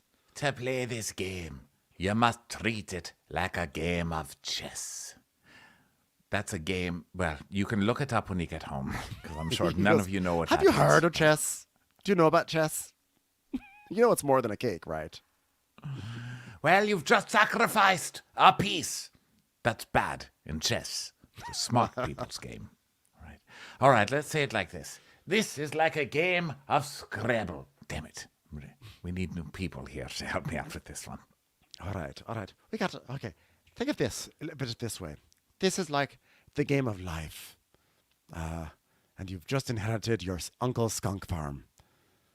Which I don't know if this is helping you guys. I think you're now confused. You guys are all, okay, you're all texting your lawyers about skunks. No, you didn't actually get a skunk farm. It's a terrible analogy. They all think they Sleep have money well. coming to them. You're all stupid. So he leaves, and MJ's like, "Oh my God, this was like my first mistake that I've ever made." And Kevin's like, "No, this was my problem. We went down my route. This was my mistake." And Dan's like, "Listen, I just want to say, whoever wrote my name down, I get it. You know, it's all good. Okay, I'm not going to be mad at you right now." Oh my God, he's so obvious. So obvious. Yeah, so now Bergie is like very convinced. They're going to find the traitor soon. They're going to find it soon. And Dan's like, I just dodged a bullet by delivering votes away from me and onto Janelle. I've won a season of Big Brother. I resurrected from my own funeral. And that round table was harder than both of those things combined. So now they're all dismissed, and Bergie talks with Dan and Kevin and a few other people. And he's like, Dan, please speak up with us. And he's like, I will from now on. Now I'm going to speak up. And they go, okay, so do you have any idea? Do you have any names to throw out there? And he's like, if I survive tonight, then I'll throw one out in the morning. I got to sleep on it. Like, oh, if you guys give me a few hours to come up with the plan, I will totally have something because I'm a faithful. And Bergie's like, well, I'm watching you because your name's on my chalkboard right now until you, okay, Bergie, calm down, okay? Now is the point where you're like, hey, a traitor just stayed in the game, and the next move, the traitors get to murder somebody. So be quiet now. But Bergie has a shield, so maybe that's why he's feeling like he can pop off a little bit. Oh, that's true, but they lied and said that that Bergie doesn't have a shield. They lied and said that Peter right. and So Trishelle he should have the shield, right? Well, but the thing is this, no one in this game actually pays attention to people's behavior and what would be expected behavior given the set of circumstances that each individual person is in. So it's not really an issue for Bergie. Right. So then Dan's like, oh my God, you know what? I would love to see the look on your faces if I'm murdered tonight, right? You know what I mean, guys? You know what I mean? That would be crazy, right? If I was murdered, right? Right, guys? Yeah. High fives. As a faithful, it could totally happen, right? So, anyway, CT and MJ, they're patching things up because I guess CT's like, oh, hey, you like me again? She's like, when have I never liked you? Whatever. And, she calls him Silly Billy from Philly and Manili with a pocket full of chili. Didn't really make sense. So, then Kate is looking at the wall of portraits, the ones that have all the X's on them and stuff. And she's with Dan and Parvati and Sandra and everyone. And she's like, well, I'm so bummed I didn't get to meet Ek and Sue. What happened there? Was she just like too dumb to be on the show? You can say it if it's true. And they tell her that she got poisoned. And Phaedra's like, yeah, they gave her a slow-acting poison. And she goes, I'm a little surprised these people aren't doing better. I mean, they're just all looking at me like, please, help us. We haven't gotten any traitors. We suck. Please, help us. I mean, I rose to fame on a show about a boat. Who never gave anybody a life jacket. Literally have watched multiple people drown. Why are they looking at me? I'm here to drown you. And then Kate literally says, well, I'm not taking any wine from Parvati that she just offered. Pour your own cup, am I right? Yeah. Where did she pull that out of? Where did that come from? I don't And know. why I did no think one she react? probably watches the show and was like, oh my God, good Lord, you've got a villain like Parvati coming at you with a glass of wine and you take it like idiots. But Everyone's like, what a funny joke by Kate Chastain. Probably shouldn't read into it. yeah. So, Phaedra's like, pour your own cup. Jesus.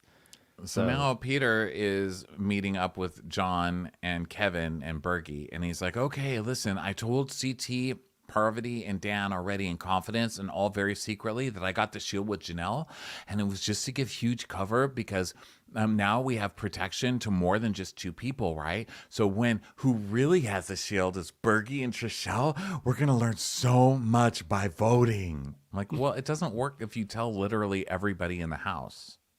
Right. And also, if the traitors just murder someone else, you will learn nothing. Nothing, right.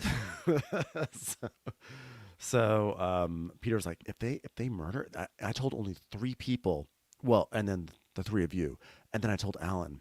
And then, I think I did make an announcement. Now that I think about it, at the round table, I did say, you guys, I'm the only one with a shield. So I did say that. So I think everyone knows, but only 3 people really know, right? It's going to work, guys. He's like, yeah, and if it's blocked, it's because they're actually protected. Like, it's got to be one of those 3. It's one of those 3, guys. It's one of those 3. And so now Kevin's just like, how did you learn that? Did they teach you this stuff in pilot school? That was a joke. I learned how to tell jokes when I was preparing for my role in Cat Loves Los Angeles. Was that one of his credits? Cat Loves Los Angeles. Asian Persuasion. Learn that in Asian Persuasion. 23. It's coming out. So everybody's heading up to bed, and Kate's like, so, what was Janelle's room like? Was it big? Anybody want to show me? Is it better than mine? I mean, Kevin's like, you're taking Janelle's room? Wow, you're a traitor. She's like, oh, why wouldn't I? She's gone. So then we go to the turret, and the traitors are gathering. And Dan's like, I let Phaedra and Parvati have the last 2 murders. So now I'm going from complete defensive mode to 100% aggressive mode, which, by the way, is literally exactly how Janelle described his gameplay. He plays possum until the numbers are on his side, and then he goes into attack mode. Like, it's literally that. Why did people not listen to her? Yeah, and he's like, okay, guys, we're not doing great. And Phaedra's like, oh, my God, you are in trouble. He's like, yeah, but I've still made it. She goes, you've got to be ready, Dan, because you're still in the hot seat. And he goes, yeah, that's something, I can be more vocal. She goes, but your vocal has to make sense. It can't just be, I'm going to wait until I know for sure. That doesn't make sense, Dan. He's like, okay. She is fully in lawyer mode to her client. Like, yeah. How many times has she had this conversation with her shady clients? This is Phaedra Parks Esquire. You're losing here. You're losing the jury, buddy. And Parvesh is Parvesh. Sorry, I know a guy named Parvesh. Hi, Parvesh. Parvati's like, so who are you gonna put up as a name if you're gonna be more vocal? And he goes, I'm gonna sleep on that. Phaedra goes, my God, you're doing it to us. So she's like, oh, come on. She goes, listen, you better get ready because if you keep playing like this, I'm gonna have to embalm you myself. They're so mad at him. They're like, come on, Dan. And he's like, okay, is this the round table or is it the traitor's turret? Parvati's like, we're just trying to give you some mild encouragement. Would you like a headband? I find it to be very helpful and comforting. He's like, no. This isn't my first rodeo. I'm just going to leave it at that. Phaedra's like, well, honey, I don't mean to act like it because they know it's not your first rodeo. I mean, so honey, he's saying, don't okay. act like it. Yeah, he's saying, guys, okay, well, we have an issue tonight, okay? Does anyone have an inkling of who has the shield? And Parvati's like, oh, well, Peter's told me after the challenge, and it was just us. He said that he and Janelle have the shields. And he's like, but I'm just telling you in confidence. And he goes, yeah, well, he told me that too. And she says, okay, well, obviously then he's lying. Because if he would tell you and me, then he probably thinks that we're traitors and he's trying to sniff us out. So now we have to murder someone who is not there because obviously they don't have the shields, right? Right.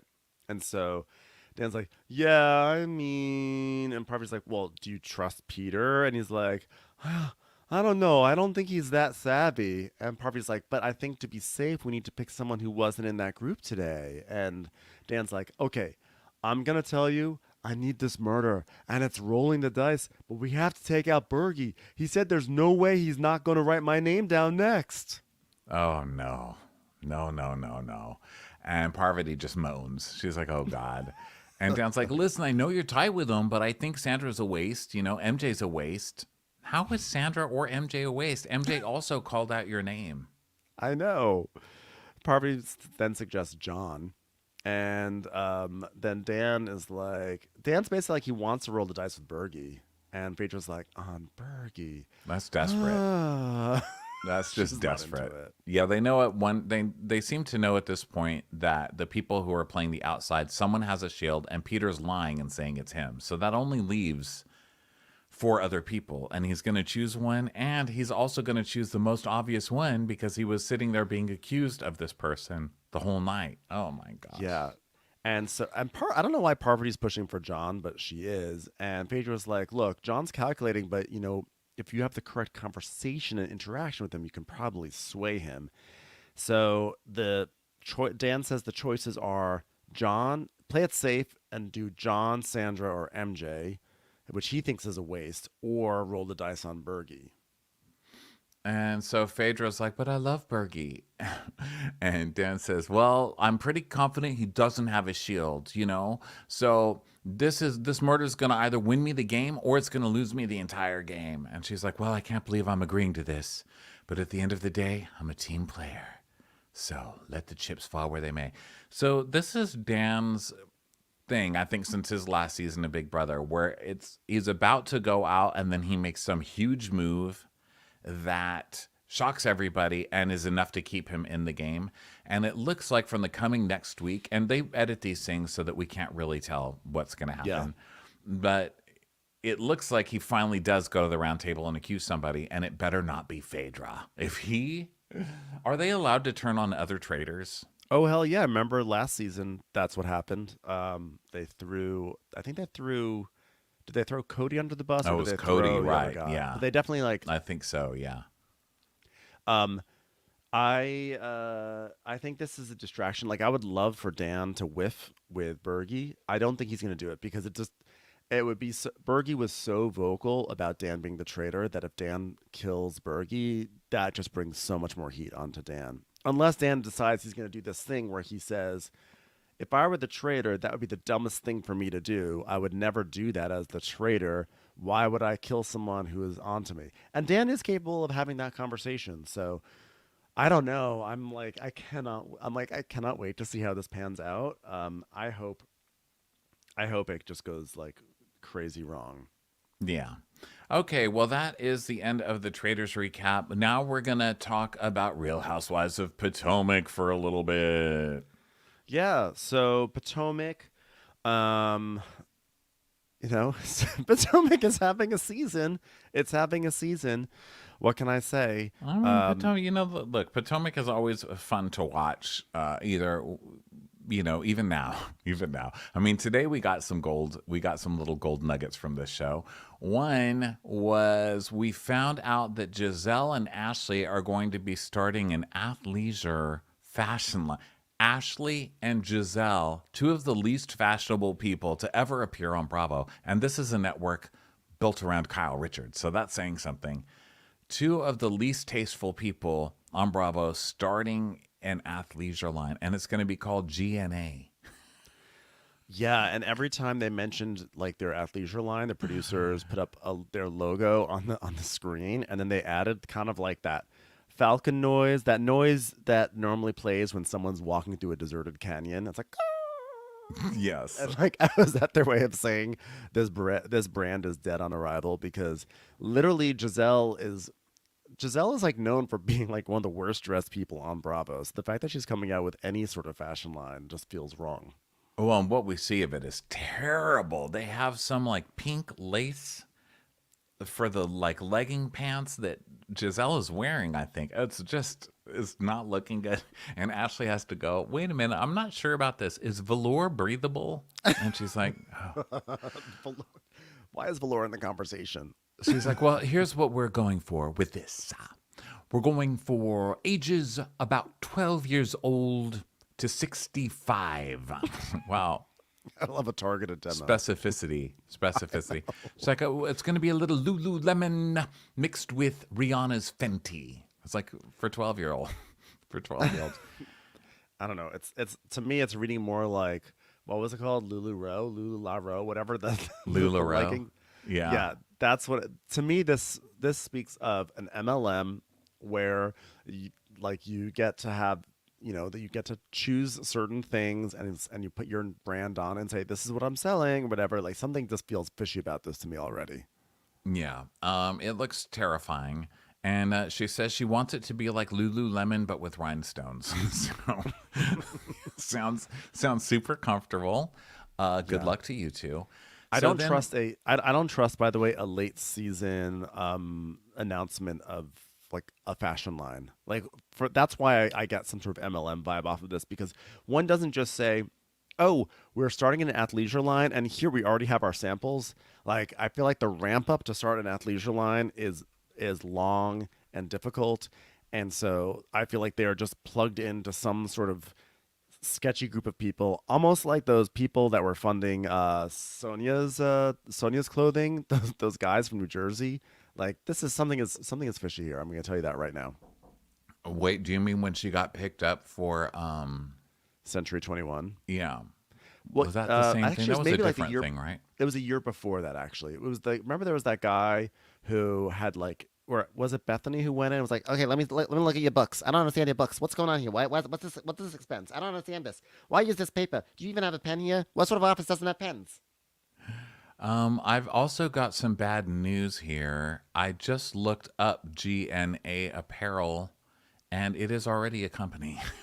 GNA is a clothing brand. DM for orders. All GNA products are made manually based on the customer's measurements and are non-returnable. Let me look at this other one. Are they doing GNA athleisure? Apparel.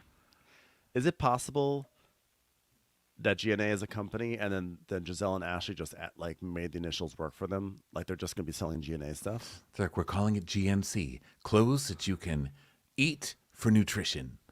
They also do have their own website, which is Christmas decoration, like black and white Christmas decorations. Like I guess Christmas decorations made by who's that? It's like Mackenzie Childs, Yes. like a variation of Mackenzie Childs. It's like German expressionism turned into, Christmas ornaments. Yes, and their website, I guess, went up at Christmas, so this is Christmas stuff, so they're really keeping on top of that. I mean, your episode just came out about this. Maybe update it from beyond Christmas, But they've got, 5 things? They've got a pretty simple T-shirt with a crooked, by the way, this is sewn on wrong, guys, this logo. They've got a baseball cap, a knit cap, a pair of socks, another T-shirt, and a sleeveless shirt that says GNA. So, Now, by the way, also the way that their logo is with the N to me reads like an R. Gra. Looks to me like gra. Yeah. They should actually call it GNA like Giselle and Ashley wear, and that way it could have been GNAW. no. Nah. Well, that's the response that they're probably going to get. But they have 6 items here, so maybe they just haven't really gone there. But it says full line coming spring 2024. So there you go. I guess we'll have to wait and see. But so far, I hate Giselle's white socks top and a on this black cap. website. I hate Janelle's top on this website. It's just like it's too much. It's just too. It's like it's too like it's the logo all over it, and it's like not in a way that looks cool to me. It looks like it's just saying nag, nag, nag, nag, nag. It literally says nag under her breasts. I'm saying grag. Grag, grag, grag, grag. It's Grag, like a grag, reverse grag. etch. It's like we basically take out what we put into it. Yeah. And they're both wearing the knit caps and have a tree decorated in the socks. Okay, guys. It's time to do a little bit of a brand refresh now that it's no longer Christmas. I'm just gonna put that out there. Also, I don't know how Robin's going to feel about you guys selling baseball caps. Hello. I know. Have we forgotten about Robin's baseball cap line? Especially when Embellish is, taking the fashion world by storm. Yeah. You don't want to step on any toes in the world of fashion. Yep. Okay. So then we see Karen doing scenes with her family where Aunt Val and David. She's like, "You guys remember my Aunt Val and my cousin David, don't you? We are going to start the Karen resort and spa in Surrey County. Yes, they're trying to get this thing up and running here. So she's bought her grandmother's old house, and she's gonna turn it into a guest resort. And this is gonna be the thing that's gonna turn Surrey County, USA, into the next Opryland, if you ask me. Yeah, and I like that she has a meeting with them, and she goes, well, have you thought of your secession? I love when they show that clip of her spin-off show where they tried playing the Succession music to make it the same thing. She's like, have you thought about your secession?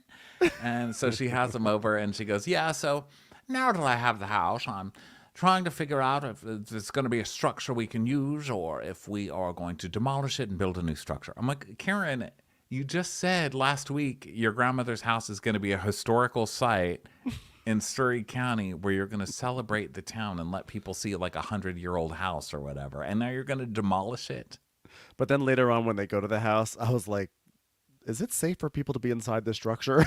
I was like, this thing, I feel like this thing is barely standing up. It does not feel safe in there. Just so she calls it a resort too is hilarious. Like, okay, people are going to go pay to stay in front of your Aunt Val's house because you've been there. I'm kind of confused about what this is supposed to be, but it's a place for retreats. Also, you can have your corporate retreat there, and be there. Later on, Karen and Ray have actually a scene at a restaurant, which I bring up only because it cracked me up how ridiculous it was. First of all, when they order, this is what the order was. I think I'm going to start with a dragon roll, and then I think I'm going to have a shrimp Alfredo. I was like, what menu is this? What menu has a dragon roll that you can also get a shrimp Alfredo on? And then while she's sitting there with her big bowl of shrimp Alfredo, she starts talking about how she has to take her health more carefully because there's plaque in her arteries. She's like, well, I got to be careful with that, with my cholesterol now. Ooh, this shrimp Alfredo is delicious. And specifically, she has 5% of plaque. Got 5% of plaque in my heart. I need to start taking this seriously. Now, Ray, I'm going to have shrimp Alfredo, and you're not going to share this, are you, Ray? Ray, why are you looking at the happy hour? We're going to look over here at this other page, full price, which means I love my wife. Shh. Okay, Ray. So I'm not going to share with Ray. I'm going to have my own thing. Now, Ray, what are you going to have? Are you going to share that with me, Ray? Wait, I've got a question. I know you have a dragon roll. Is it possible that you might have a Alfredo roll? Just some sort of roll where we could put Alfredo sauce in the middle. Just roll it up with rice, because I would love that right now. Anyway, my heart. Oh, one thing that also we should mention is that Karen is thinking about using her grandma's place potentially to be a like a weed farm or something. Because Val is like, just don't do anything freaky, and she's like what? She's like, like people like naked and running around like hippies or whatever. She's like, no, but I am thinking about getting into ganja, which of course like gives all the post producers all sorts of like erections because now they can fill the screen with like ganja imagery. Like I think it's time to maybe like close the chapter on goofy visual effects for weed on Bravo. Like I think like weed is legal like almost that's everywhere. Karen's like thing. Like when they show Karen the high cam, or Karen like has her hair. When the moon is in. They love giving Karen those moments. Remember last year when she took her COVID medicine or whatever, and she was all high? That was like one of the top moments of the year. They played the clip like 10 times. Well, that was just my personal critique because I feel like it's every show someone mentions weed, and then we are stuck with like 5 minutes of like groovy visual effects. Yeah, someone came up with it for Shaws of Sunset. Remember for Asa when she would do those things? Like, I'm just a hippie, and they would do that, and now they use them for every show. They're like, we paid $15 extra an hour to get that effect made, and we're going to use it for every show. Seriously. Okay, so then that dinner was also funny because Karen is going to make a cast trip going to this house in Surrey County to do yard work, which we find out later. And it's only going to be a certain amount of people who get to come on this very glamorous trip because Karen only has a certain amount of liability insurance, so she can only have so many people. I don't know what the fuck any of this means. I'm taking it that Karen is lying out her ass again, but I don't really know why. And then she tells Ray, I put the names that I wanted of people into a hat, and then I pulled the names, Ray. So I'm not lying. I did pull the names out of a hat, Ray. 20, 20, 20. He's like, I just want the popcorn shrimp. That's on the happy hour menu. Absolutely not, Ray. So then Mia goes to a salt sanctuary, what's with this show and their salt? Didn't they do do love this going- before? They Yes. went to a salt cave or something before, right? Karen and Ashley went, I think. I specifically remember that scene. I remember for some reason that scene is like seared into my head because I remember watching it many years ago and I remember falling asleep during that scene. And for some reason, like I remember waking up and being like, they're in salt. I don't know. Like for some reason, I'm just like, yes, they've done this before. But this And it was was like a different jankier salt one. place. Yeah, this This one was like looks lawn chairs. Yeah. Lawn chairs and salt. Because the other one I feel like was salt walls, where they had Yes. the pink salt walls, and this one they're just like, here's some salt on the floor, sit in This this is lawn just chair. Morton's. Yeah, that one, the one they went to, had like salt bricks and everything, and it was also like it was like a back room of something else, and it looked really nice. But this one was just literally Kirkland brand folding chairs that you get to go see Dave Matthews and tailgate in the parking lot with. And the lady who runs it's like, Okay, we're going to turn on a humidifier. Just breathe in the salts. sounds great. Yeah, thank you. So they go, and Mia's talking to Robin, and Robin tells a story about how this one time I was talking to Karen, and she like opened up her phone, and I kid you not, there was a picture of me and Juan and the kids, and like I've never told a single soul that story. I'm like, yeah, because it's not an interesting story. Like. She probably sent the She probably had the photo because she probably sent it to Giselle to be like, "Look at her trying to pretend like she has a good family." So Robin is now convinced that Karen has actually been like obsessed with her in a quite literal way. Yeah, no, she was mocking some news story about your husband cheating, I'm sure. Exactly. That's exactly why that photo was there. So Mia's like, So I got a lawyer for my divorce, and I'm thinking of looking into that. Are you guys in therapy? and Robin's like, no, we don't really need therapy. She's, Are you sure that you don't need it? she's like, no, because our stuff is like, it's not stuff between us. It's like stuff that other people brings between us. You know, it's not like actually me and Juan that have a problem. Yeah. You guys seem like you're doing great. Really feel like you guys are not candidates to have therapy whatsoever. You guys, Yeah. everything is just smooth sailing. Yeah, it's going great over there. Then Eddie and Wendy have date night at Jamaican. This is one of those scenes just they put in to make us feel even dumber because remember at the beginning of the season when Eddie was wearing that shirt that said Happy Eddie, and we're like, why would you just take a slam from somebody else and make a shirt? Like everything doesn't need to be a t-shirt. Well, it was not just for t-shirts. It was for his weed line called Happy Eddie.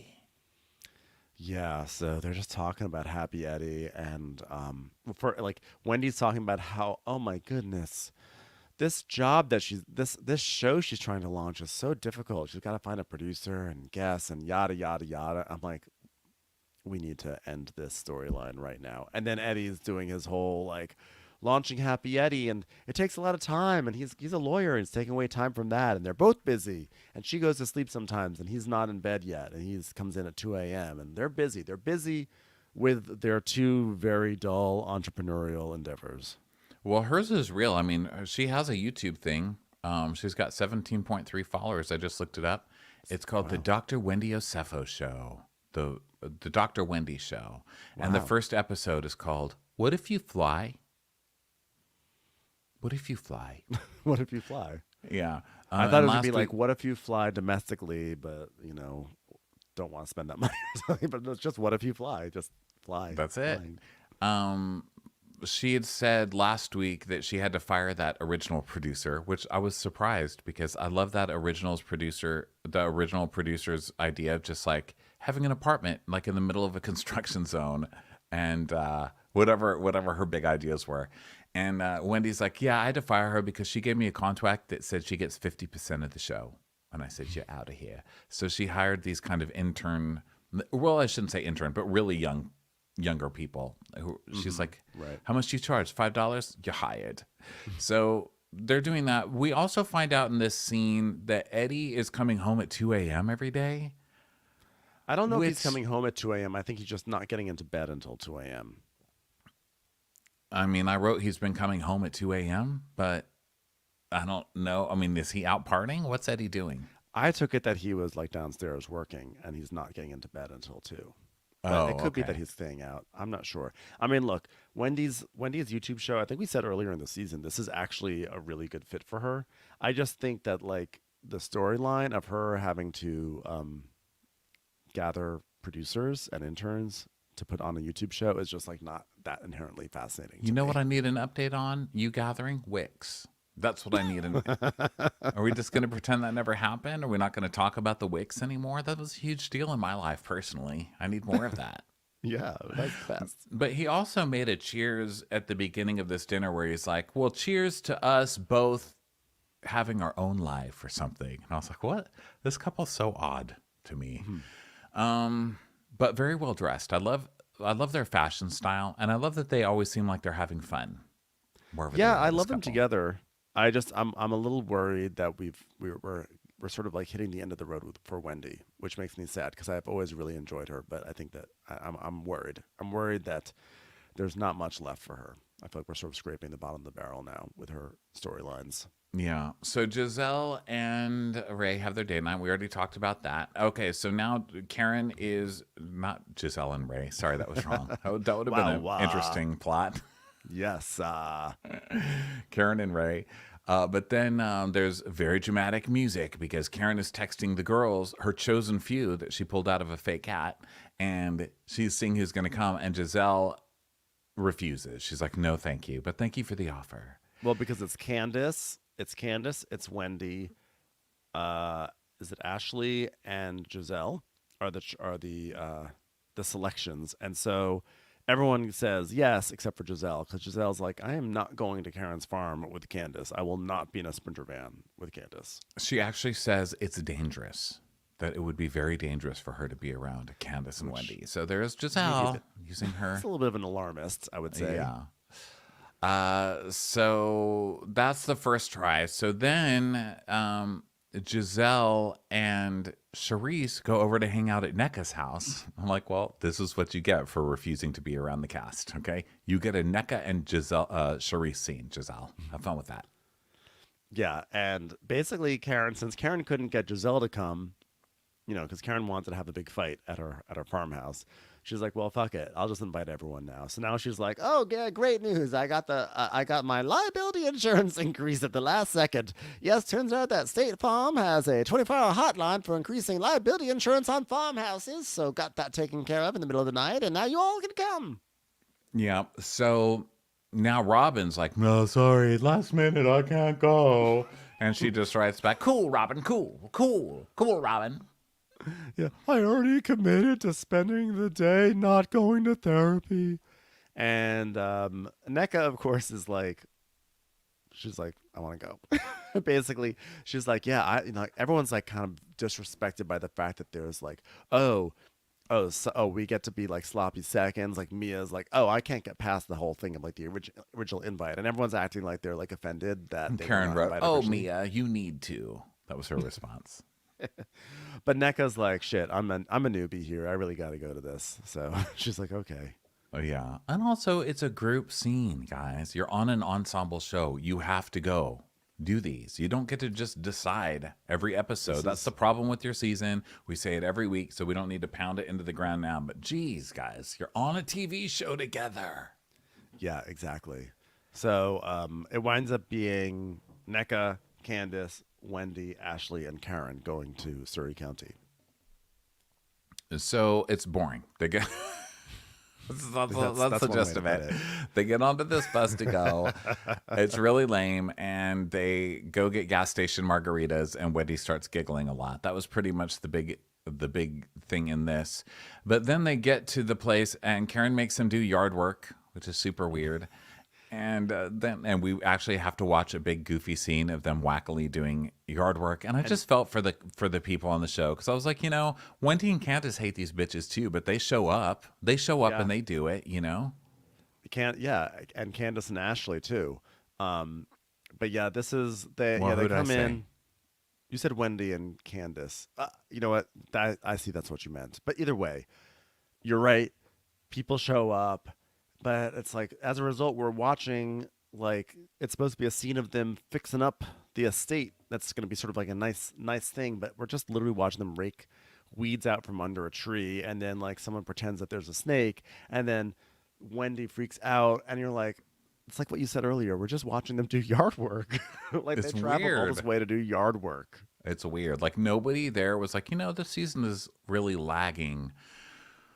Let's go no place and watch them do yard work for nothing. So what? Okay, so then they all sit down and have some wine, and they bring up this Wendy fight, this Wendy and NECA thing about the mom being I mean, come on, is it really this deep? I can't believe they're still talking about this. Shit was funny when it first came up because we had never really had a your mother is a witch accusation, or accusations of the mother calling cousins and having people go through people to say that I'll put your name into a fucking shrine or whatever. Right. And that was kind of fun for 5 minutes. It's over. And it's no longer fun. And they're not going to make up over it. But NECA has decided that she's going to have her first big event be an unpacking party where she's going to invite the ladies over to her home to unpack for her. Fuck you. Okay. I know. Who does that? And she does invite Wendy, but wow, you're going to invite Wendy over to do more manual labor? Like we're already doing Karen's gardening. What the hell? Are we just all having a honey-do list that we have to do for each other now? I think so. And so they're trying to like get Wendy and NECA to bury the hatchet, but Wendy's like, first of all, you called me a bitch, and NECA's like, yeah, I don't deny that. I definitely called you a bitch, but that's because you cursed at me first. You can't curse at someone and expect them not to react. She's like, and then you called my mother a witch, and you said I talked about this about your sister or whatever. And the point is, they just go back into the same mode that they were in before. And now Wendy's whole thing is like, oh, I don't. Is Wendy having an event too that she's inviting people to? I think they both are having an invite, right? Because NECA invites them all, and Wendy's like, I don't remember, but like either way, Well, Wendy gives a speech where she's like, I'm not gonna. I refuse to be around someone who is fundamentally unimportant in my life. It's like, okay, To wow. my happiness. And she's like, I'm not going to suddenly go to her event because there's like steps that have been like the way that we get back on track. There's like steps that have been skipped. You can't go. She's like, you can't go from step A to point Z. I was like, first of all, I was offended that you went from step to point in the same sentence. That was like very Larsa of you, but whatever. But she's now saying like, no, like we just can't do that. Like there's steps that have to be taken, and I'm not going to go. And we're supposed to be concerned about whether or not Wendy is going to be helping NECA unpack stuff at her house. Like no one cares.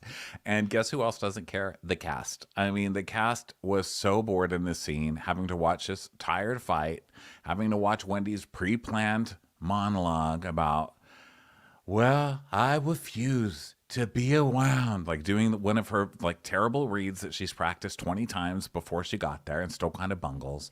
No one cares. No one's really invested in NECA. NECA hasn't been able to really do much. Like, okay, your journey of eggs or whatever, like seeing it, been there, it's just not great. The audience is bored. The people on the show are bored. And then you've got the cast refusing to film with each other. Wendy gives a big speech about how she's not going to film with NECA. And then Giselle and Robin refusing to shoot. You guys are shooting yourselves in the foot. Stop it. Make a fucking effort over there. Yeah, because this is really we say this every week, but I would just want to reiterate. This is an elite cast. This is like an all-star cast for the Real Housewives. This show should be like our number 1 or number 2 every single time it comes out. And it really has been. And for it to be like this rough right now, and that like everyone agrees on the internet. And it's like, it doesn't matter what everyone thinks. It just matters what we think. But in this case, we're all kind of like, fix this, fix it, Jesus. So anyway, it's still fun to check in on. Well, there's good like, news in the world. Well, they fired the producer. We've already talked about that, right? Of both Atlanta, Eric Fuller. So that was good news. And then the other news that was just released was that not only did they fire him, but yesterday it was going around. I'm looking to see if this is true. Yesterday it was going around that Nene and Portia are coming back. Wow. To Atlanta, but now that I look at it, I'm not seeing anywhere. So maybe this was fake news. They're just literally on a flight to Atlanta. They're not actually coming back to the show. They're just going to the city. I swear to you, I read that yesterday. Where did I read it? I thought it was like a People magazine thing, but people are always fucking around on the internet, and guess who's very easily tricked? Me. I believe everything I read. Well, you know what? We're going to put a to be continued on that one. And I'm sure if we get more solid news about that, we'll talk about it a week from today on Crappy Hour. Well, this was a screenshot. It says people.com Entertainment TV, Nene Leakes and Portia Guobadia. How do you pronounce her last name? That's one I don't know. I feel like I've never really heard it. I've only read it. Leakes and Portia Guobadia. Here's how I pronounce her name. Here's how I pronounce her last name. Portia, as in, so Portia, Portia. Anyway, that's how I skip over her last name. I just say, Portia again. Like, obviously, there's only one Portia, so I don't even have to say her last name, everyone. Well, right. I just Googled that exact headline and it did not come up. So I think that was false, everybody. I'm sorry. And I'm glad I Googled this time. It's almost like our brains are fried because we've been recording for over 2 hours. So on that note, everyone, thank you all for listening. As always, we appreciate you so much. And we will catch you on the next episode. Have a great day, everyone. Catch you next time. Bye.